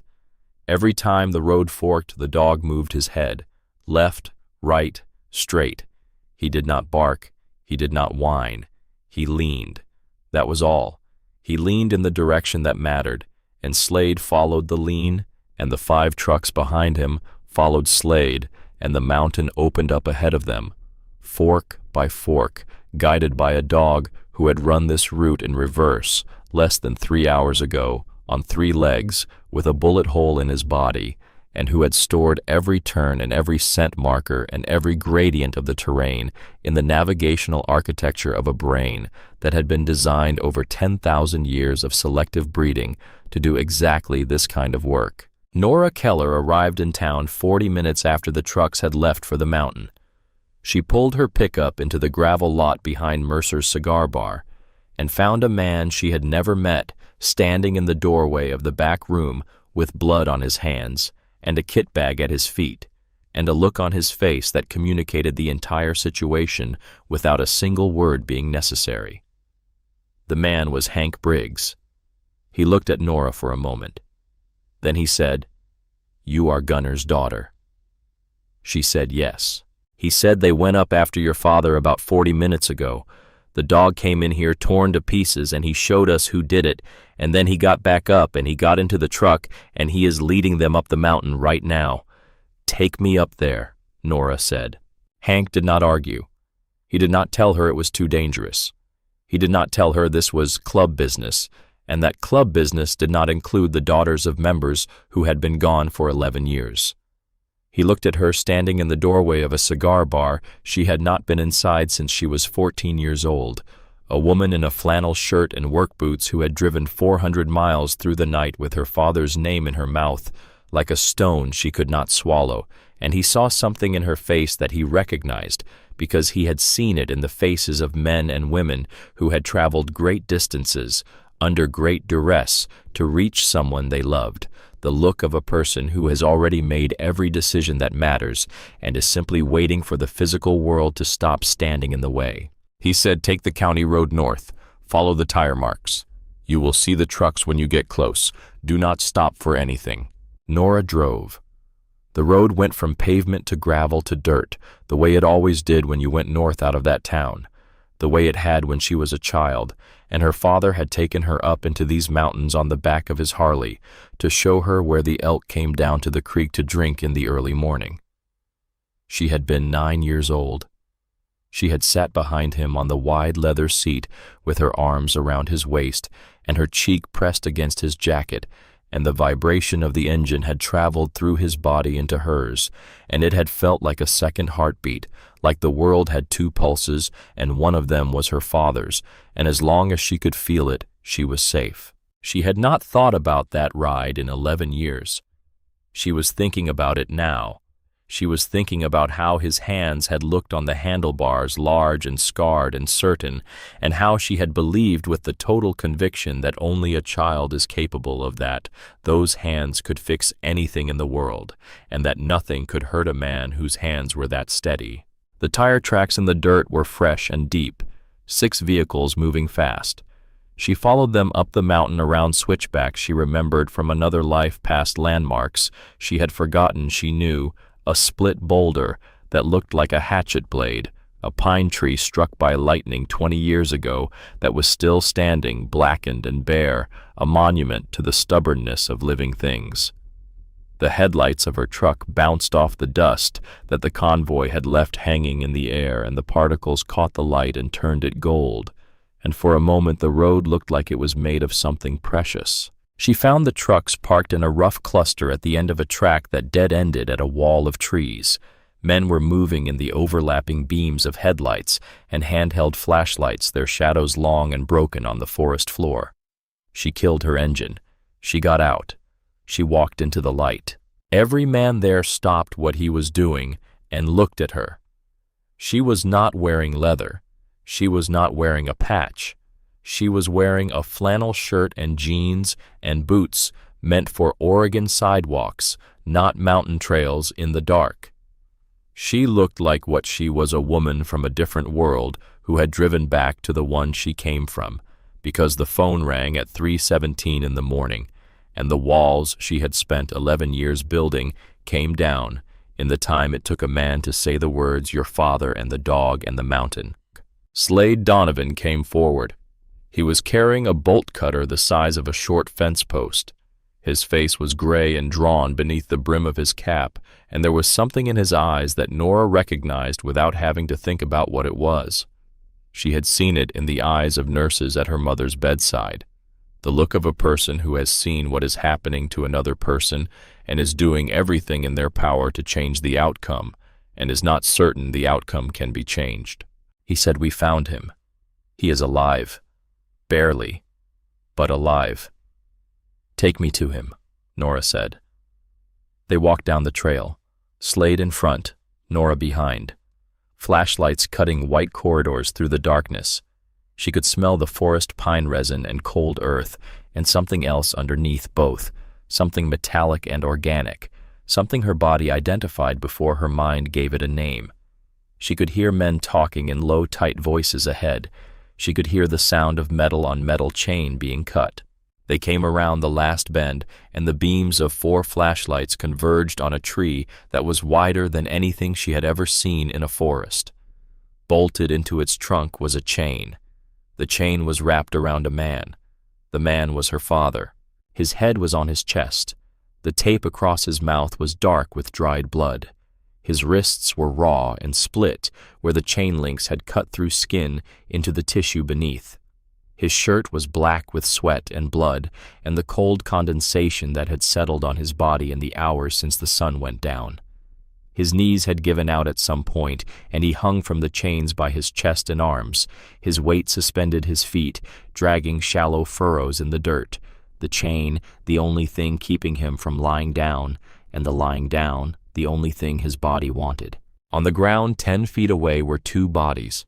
Neither was moving. One had injuries to the throat that told a story in a language Nora did not need to be fluent in to understand.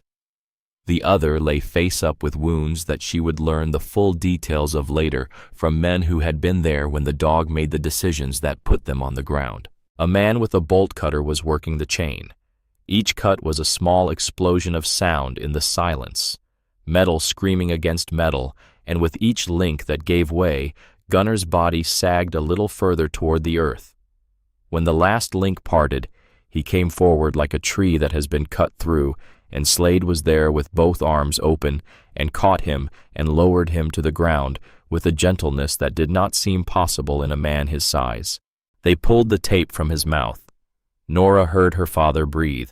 She heard him take a breath that sounded like a man breaking the surface of deep water after being under for longer than his lungs could endure, a ragged, desperate, involuntary inhalation that was the body overriding everything else and demanding air. His eyes were open, but they were not seeing the clearing or the men or the flashlights. They were looking at something far away, something internal, something that existed only in the space behind his eyes. His lips moved. He was trying to speak. Slade leaned close, turning his ear to Gunner's mouth, and Nora watched Slade's face and saw it change in a way that told her that whatever her father was saying mattered to him more in that moment than any other word in any other language. He was saying a name, over and over, like a chant, like a litany, like the last word a dying man chooses to spend his final breath on, because it is the only word that means enough to be worth the cost. Ranger, Ranger, Ranger. Slade looked up. He looked toward the lead truck 30 yards away, its passenger door hanging open. Ranger was already coming, on 3 legs, moving across the uneven ground of the clearing with the slow, terrible determination of a creature that has exceeded every limit. Its body was designed to enforce and is now operating on something that biology and medicine do not have a word for, but that anyone who has ever loved anything recognizes immediately when they see it. He came to Gunner. He put his head against Gunner's chest against the spot where the chain had been, as if he was trying to replace one pressure with another, the weight of iron with the weight of his own living skull, the cold of metal with the warmth of an animal who had crossed 11 miles of mountain and forest and his own approaching death to be in this exact place at this exact moment, touching this exact man. Gunner's hand came up. It was free now. The zip ties had been cut. The chain was on the ground in pieces. He laid his hand on the top of Ranger's head, and his fingers curled into the fur behind the dog's ears and held there with a strength that should not have existed in a body that depleted, but did exist because some things do not obey the laws of physiology. Nobody in the clearing spoke. 12 men stood in the beams of flashlights and headlights in a forest, in the middle of nowhere, in the middle of the night, and not one of them produced a sound. Some of them were crying. Men with prison records and scar tissue on their knuckles and histories that would not survive being read aloud in a courthouse. They were crying because they were watching something that they did not have the vocabulary to describe, but that they understood in the part of themselves that was older than language and more honest than anything language had ever been able to express. Nora stood 10 feet away. She watched her father hold his dog, and she watched the dog press his shattered body against her father's shattered body, and she felt something break inside her that had needed to break for 11 years. She had hated this world. She had hated the leather, and the patches, and the Wednesday night meetings, and the smell of engine grease and road dust. She had hated it because she had decided that it was the thing that had killed her mother, the lifestyle, the danger, the code that seemed to put brotherhood above family and the road above home. But standing in that clearing, watching a dying dog press his head against a dying man's chest, she understood something she had refused to understand for more than a decade. The thing she had hated was also the thing that had come for him. 6 trucks, 12 men, bolt cutters and flashlights, and a drive up a dark mountain in the middle of the night because one of their own was on a tree somewhere, and there was no discussion needed and no vote required and no hesitation in any of them. And before the trucks, before the men, before any human being had moved a muscle, the dog had come, one animal, loyal past the point of reason, past the point of survival, past every argument that the rational world could make for lying down in the dirt and letting the darkness take him. Nora walked forward. She knelt in the dirt beside her father. She put her hand on his shoulder. He turned his head and looked at her, and for a moment he did not know who she was. His eyes were glazed with pain and cold, and the particular confusion that belongs to a man who was certain he was going to die and has just discovered that he is not and cannot yet reconcile those two realities. Then his eyes cleared, and he saw her, and the sound he made was not a word. It was older than words. It was the sound a human being makes when the person they have been praying for in the dark of their own mind for 11 years is suddenly kneeling beside them in the dirt with tears on her face and a hand on their shoulder, and the prayer has been answered, and the answer is real, and it is here, and it is warm. Dad, Nora said, "I am here." They got Gunner down the mountain in the bed of Slade's truck, wrapped in blankets, with Nora sitting beside him and Ranger lying across his legs. There was no hospital. A hospital meant questions from people whose job it was to ask questions and whose obligation was to report the answers. Questions meant a sheriff's deputy at the foot of a hospital bed with a notepad asking who had chained a 64-year-old man to a tree in the national forest and who had left 2 bodies in a clearing, and how a dog with a gunshot wound had traveled 11 miles to lead a convoy of 12 men up a mountain in the middle of the night to perform a rescue that no official agency would have sanctioned. They went instead to a house on the outskirts of town that belonged to a woman named Jolene Carver. Jolene had been a trauma nurse for 30 years. She had worked emergency departments in 3 states. She had seen everything that the human body can do to itself and everything that other human bodies can do to it. 10 years before this night, she had lost her son in a way that connected her permanently to the chapter, and that meant she did not ask questions when they brought her work at unusual hours. She had a room in the back of her house that was cleaner than most emergency rooms and better stocked than some rural hospitals. It was the kind of room that exists in every small town where men live outside the law but still need someone to stitch them back together when the law is not available as an option. Jolene worked on Gunner for 6 hours. Broken ribs, 3 on the left side, 1 on the right. A fractured cheekbone that would heal crooked and give him a permanent asymmetry that made him look, if anything, more like a man you did not want to challenge. A dislocated shoulder that she reduced with a single practiced motion that drew a grunt from behind Gunner's clenched teeth, but not a scream because screaming was a sound Gunner had decided years ago was beneath his dignity. Exposure, dehydration, blood loss, and a wrist wound that was going to leave a scar pattern that would look for the rest of his life like he had put his arm into a piece of agricultural machinery and pulled it back out. Hank Briggs worked on Ranger in the next room. The bullet had traveled through the tissue below the spine, entering on one side and exiting on the other in a clean through and through that had missed the spinal cord and the major blood vessels by margins that Hank described not in medical terms, but in the only terms that seemed adequate, which were, the dog decided it was not his time yet, and the bullet listened. The ribs were cracked, but not displaced.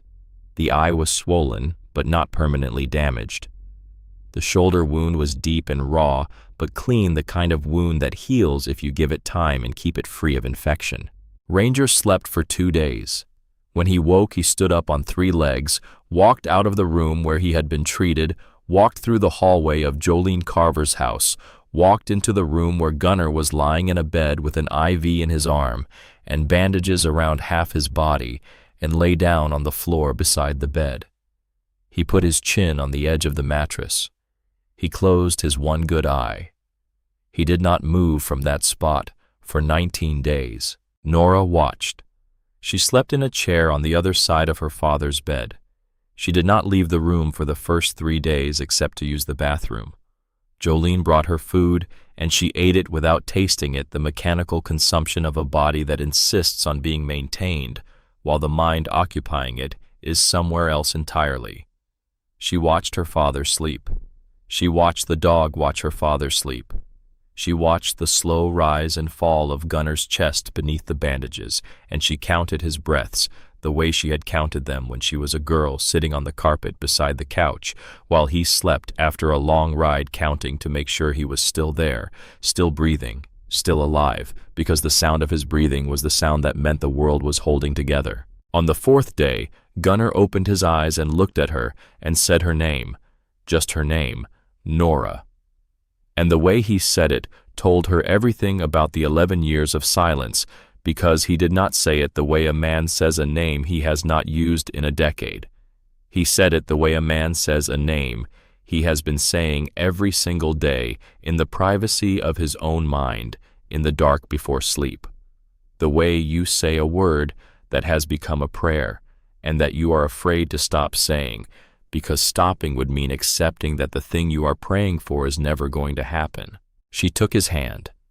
It was the first time she had touched her father in 11 years. His hand was rough and scarred and warm, and it closed around hers with a certainty that had nothing to do with strength and everything to do with recognition. The way a key fits a lock, it was made for the way a piece of a thing finds the place it was broken from and settles back into alignment. He said, "You came." She said, "The dog came first. I just followed." Something moved at the corner of his mouth. Not quite a smile. The space where a smile would be in a man who had not built a career out of keeping his face still, but it was there, and she saw it, and she held onto it the way she held onto his hand. He said, "I thought you were done with me." She said, "I thought I was too." That conversation lasted less than 30 seconds. It covered more ground than the 11 years of silence had managed to cover with all their empty space. When it was finished, Gunnar closed his eyes and went back to sleep, and Ranger shifted on the floor and placed his paw over Gunnar's ankle, and Nora sat in her chair and cried quietly into the hand that was not holding her father's hand, because she understood finally that leaving had been the easy part, and that the hard part was what she was doing now, which was staying, which was sitting still in a room with a broken man and a broken dog, and letting herself feel the thing she had spent 11 years running from, which was love, which was grief, which was the understanding that the two are the same thing, wearing different clothes, and that you cannot have one without carrying the other for the rest of your life. Gunnar healed. He healed the way men of his generation heal, slowly, badly, in silence, and without complaint. By the 3rd week, he was sitting up in bed. By the 5th week, he was walking to the porch. By the 7th week, he was back in the shop. Ranger healed alongside him. 3 legs at first, then 4 with a stiffness in the left rear that would never fully leave him. The eye opened on day 12, swollen and bloodshot, but functional. The rib wrap came off on day 16. The shoulder wound closed slowly, leaving a scar that ran the length of his side like a road on a map. A road that started in a clearing on a mountain and ended on the wooden floor of a cigar bar, and had been traveled in one direction under conditions that no map could represent. By the 6th week, Gunnar was walking to the end of Jolene's gravel driveway and back once in the morning and once in the evening. Ranger walked beside him, matching his pace, exactly stopping when he stopped standing, when he stood. They had always moved in sync. But now there was something different in the synchronization, a tenderness that had not been there before. The way two damaged things move together when they understand that the damage is shared and that neither of them is going to recover any faster than the other. Nora watched from the porch. She watched her father and his dog walk 30 yards down a driveway and 30 yards back, and she understood that she was watching a man communicate, not with words. Gunnar had never been fluent in words. He communicated in proximity, in presence, in the act of being in the same space as the thing he cared about and refusing to leave that space. It had been how he loved her mother. He had not said the right things. He had not said enough things. He had not been home enough or soft enough or verbal enough for a woman who needed to hear words the way flowers need rain. But he had been there. Every morning of the illness, every treatment, every hospital visit. He had been there with his hands in his pockets and his jaw clenched and his eyes carrying everything his mouth could not. And when her mother died, he stood at the graveside with his hand on the casket and did not move until the last car left the parking lot, and then he stood there for another hour because leaving would have felt like abandoning her, and Gunnar Steele did not abandon the people he loved, even when the people he loved were in a box in the ground. Nora had called it emotional coldness. She had called it his inability to express what he felt. She had called it one of the reasons her mother died with a broken heart. She had been wrong. She had been wrong the way young people are wrong about their parents completely and without malice, with a conviction that takes a decade and a crisis to soften enough for the truth to get through the crust. The truth was simple. Gunnar loved the way a man loves when no one has ever taught him the language for it. He loved in actions. In 11-hour drives and 90 silent nights and a folded vest in a saddlebag and a daughter's name said every morning in the dark. He loved the way the dog loved without words, without explanation, without any of the performance that humans have convinced themselves is necessary to make love real. On the 7th week, Nora drove Gunnar back to the shop.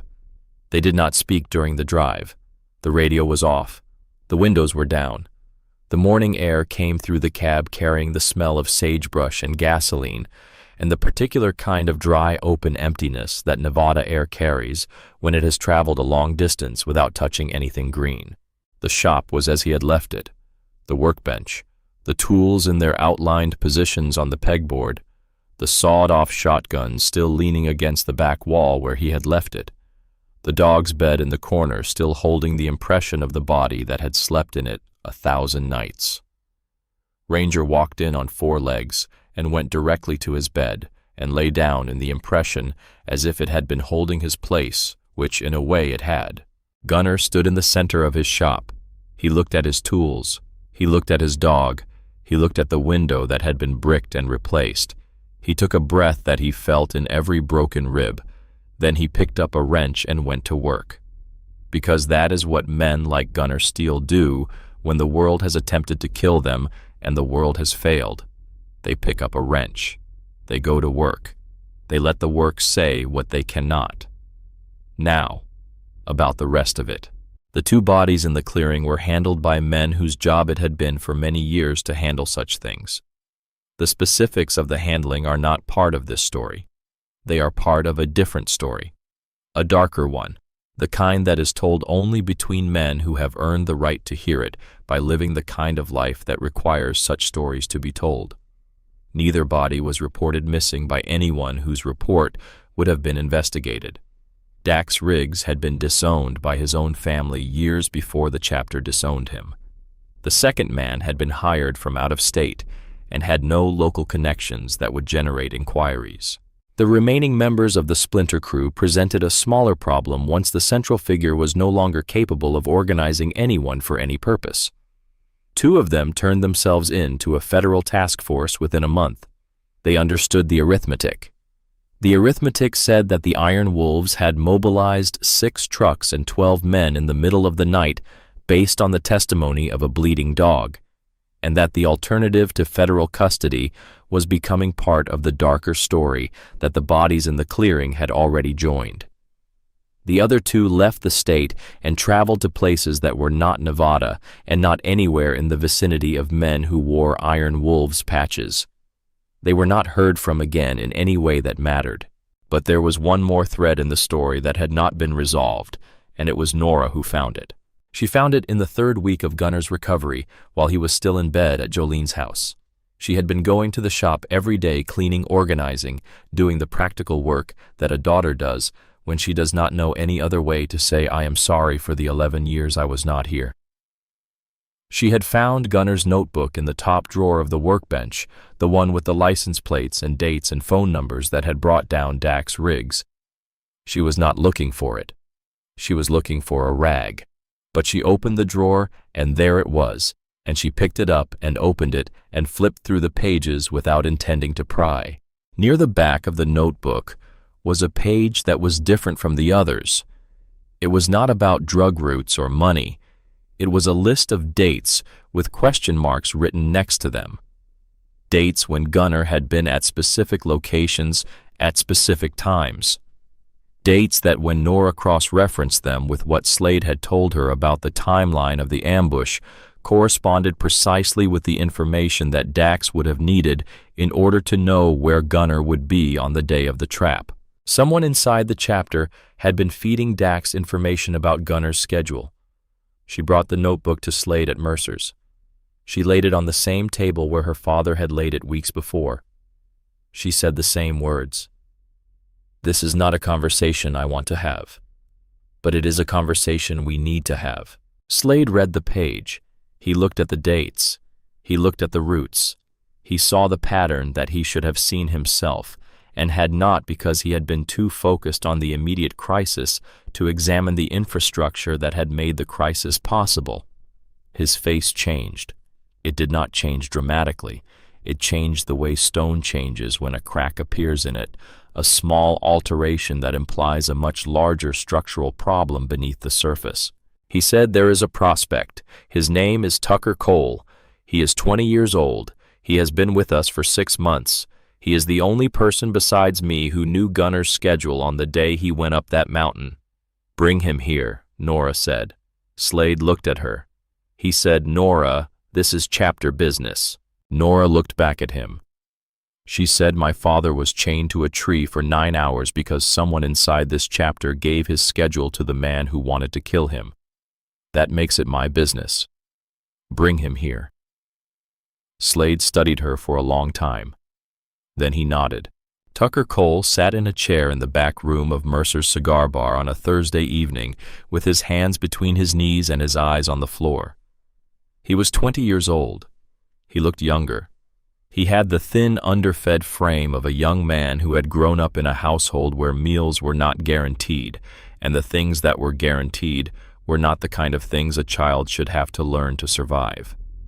His knuckles were scarred in a pattern that Nora recognized from her own childhood, the scars of someone who had been hit, and who had learned early that the hitting was not going to stop just because you wanted it to.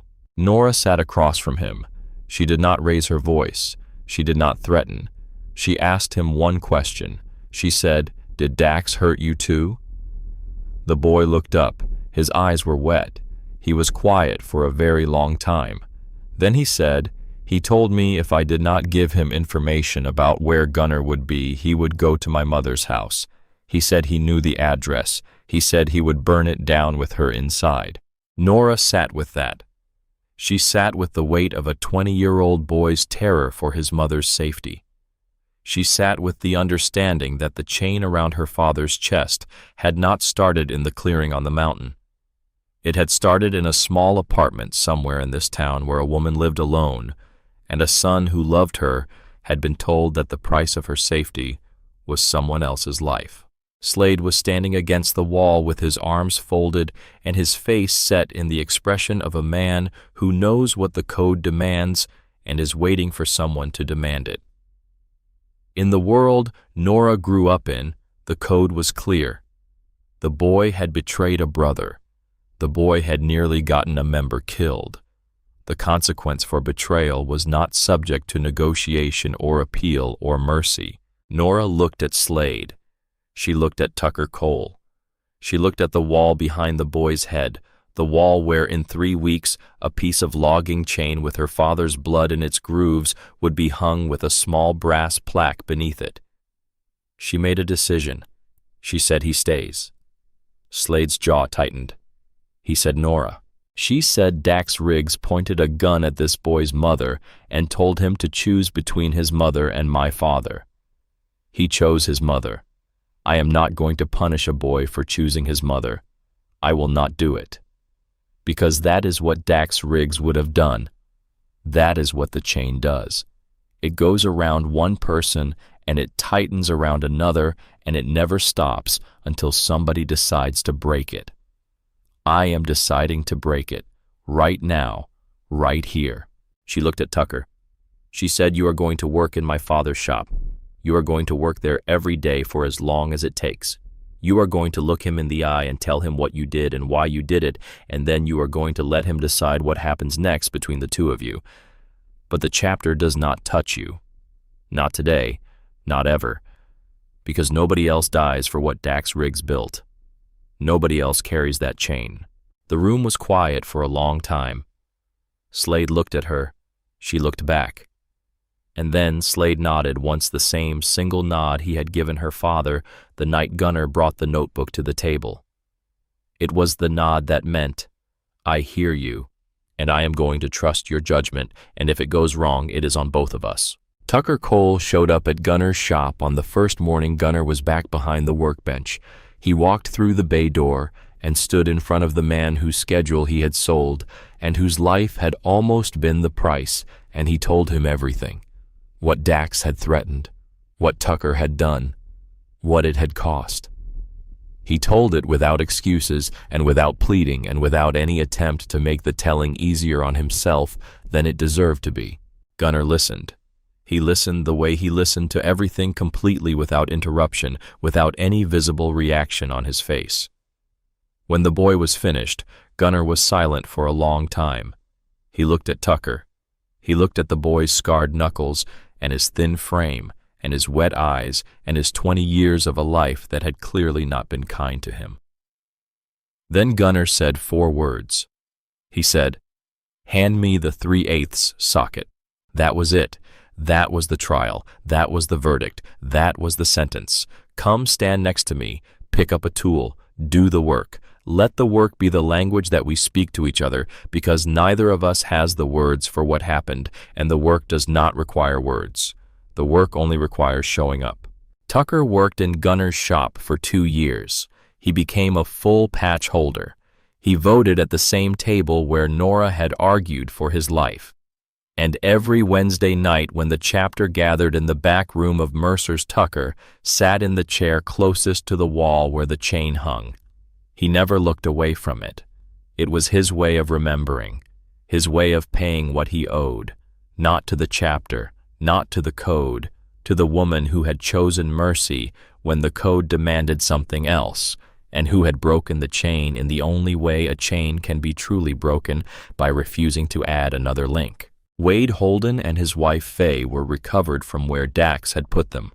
The chapter paid for the headstones, white granite, clean lines, their names, their dates, and a single line from a hymn that Faye had loved.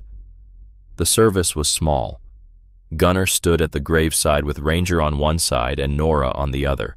He held his daughter's hand. It was the second time she had touched him since her return. He did not let go until the service was over and the last person had walked back to the parking lot. The logging chain. The actual chain that had been wrapped around Gunnar's body and bolted to a tree in a clearing 11 miles into the national forest. Slade had it cut into 6 pieces. 1 piece was given to each of the 6 trucks that had driven up the mountain that night. The drivers mounted them in their cabs, or hung them from their rear-view mirrors, or kept them in their glove boxes. Each piece was a fragment of the same story carried in different vehicles by different men who had been part of the same drive up the same mountain on the same night for the same reason. The piece that had been around Gunnar's wrists, the piece with his blood still dark in the grooves of the metal, was mounted on the wall of the back room of Mercer's cigar bar. Above it, on a small brass plaque screwed into the wood with 4 flathead screws, were 3 words. He came back. That was the whole inscription.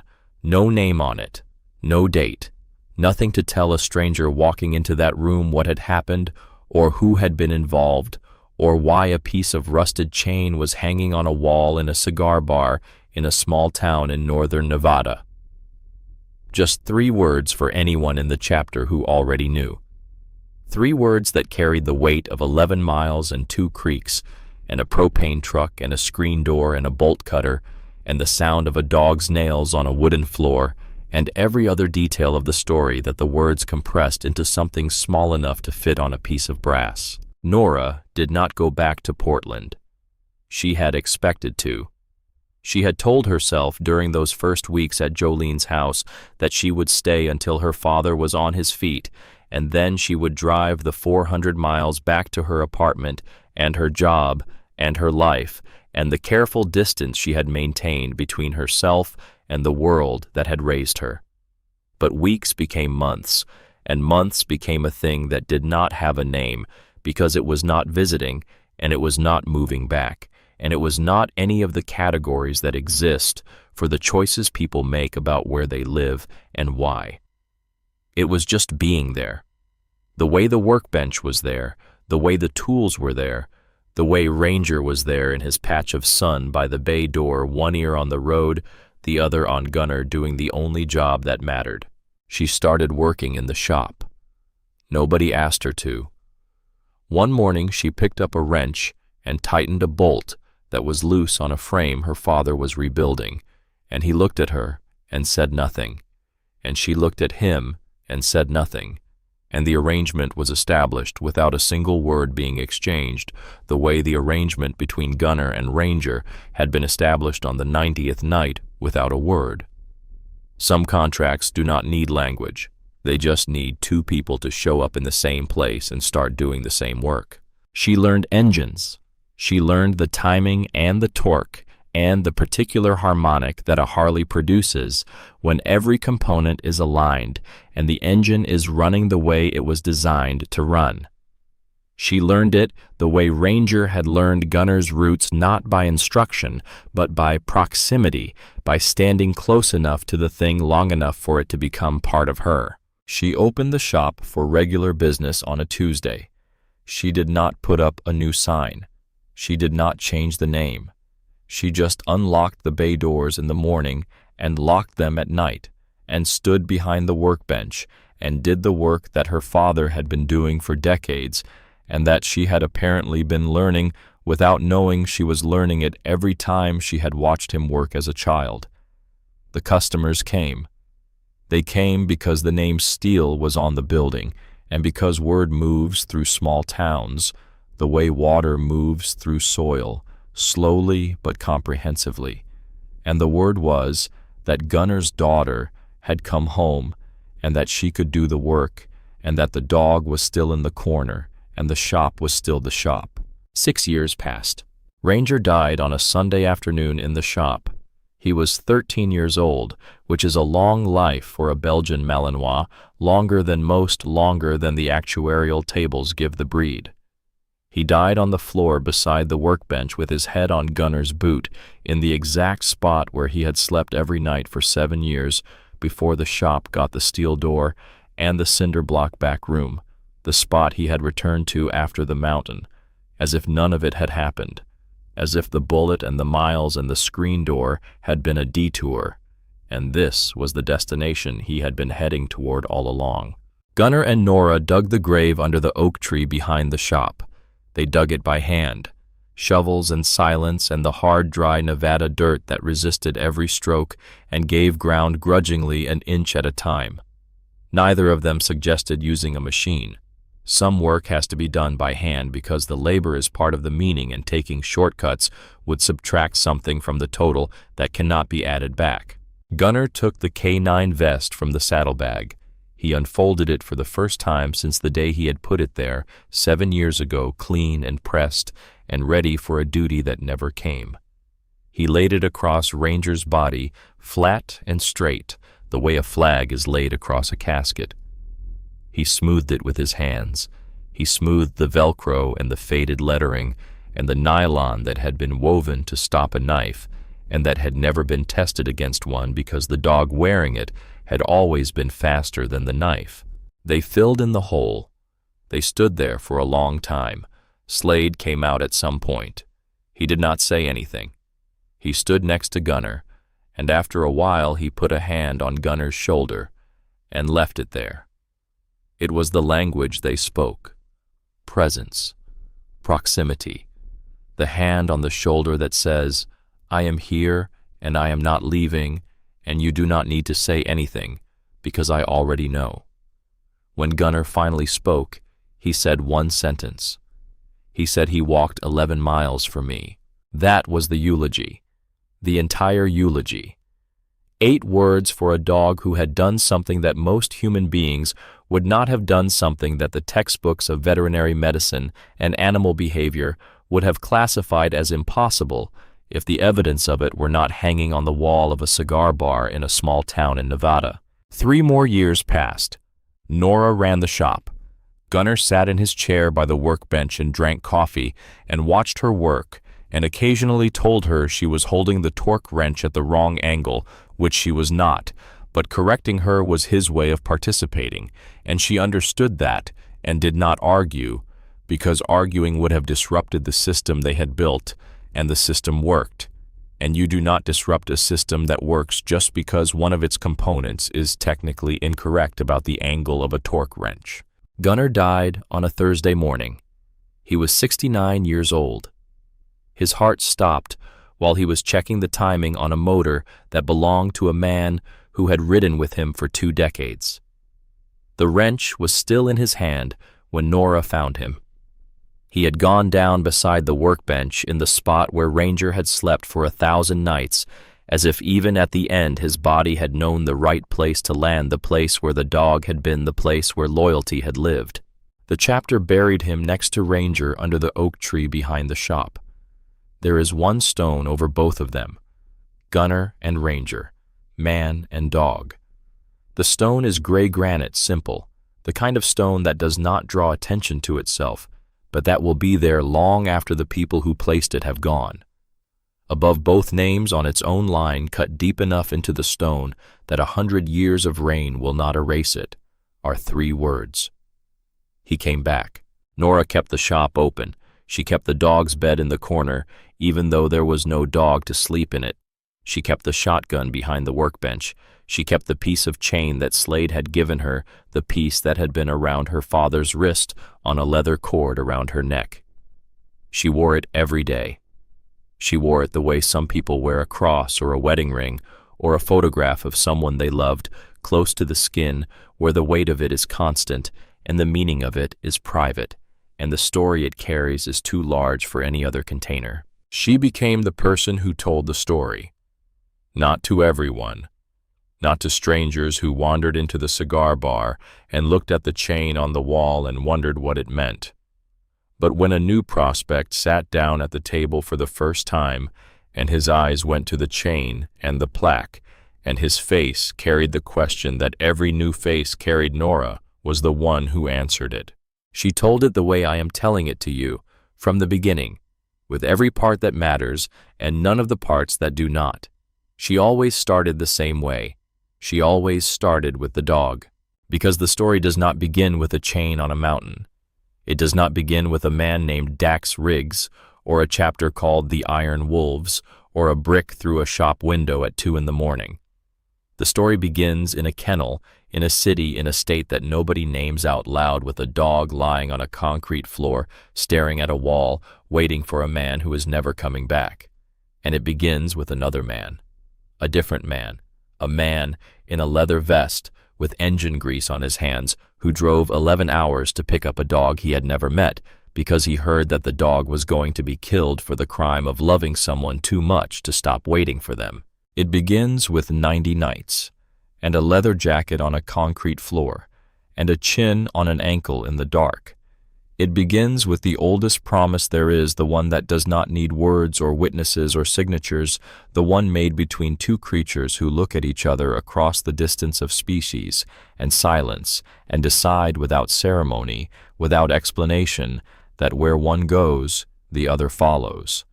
No matter how far the walk, no matter how dark the mountain, no matter what is broken. He came back, and so did she.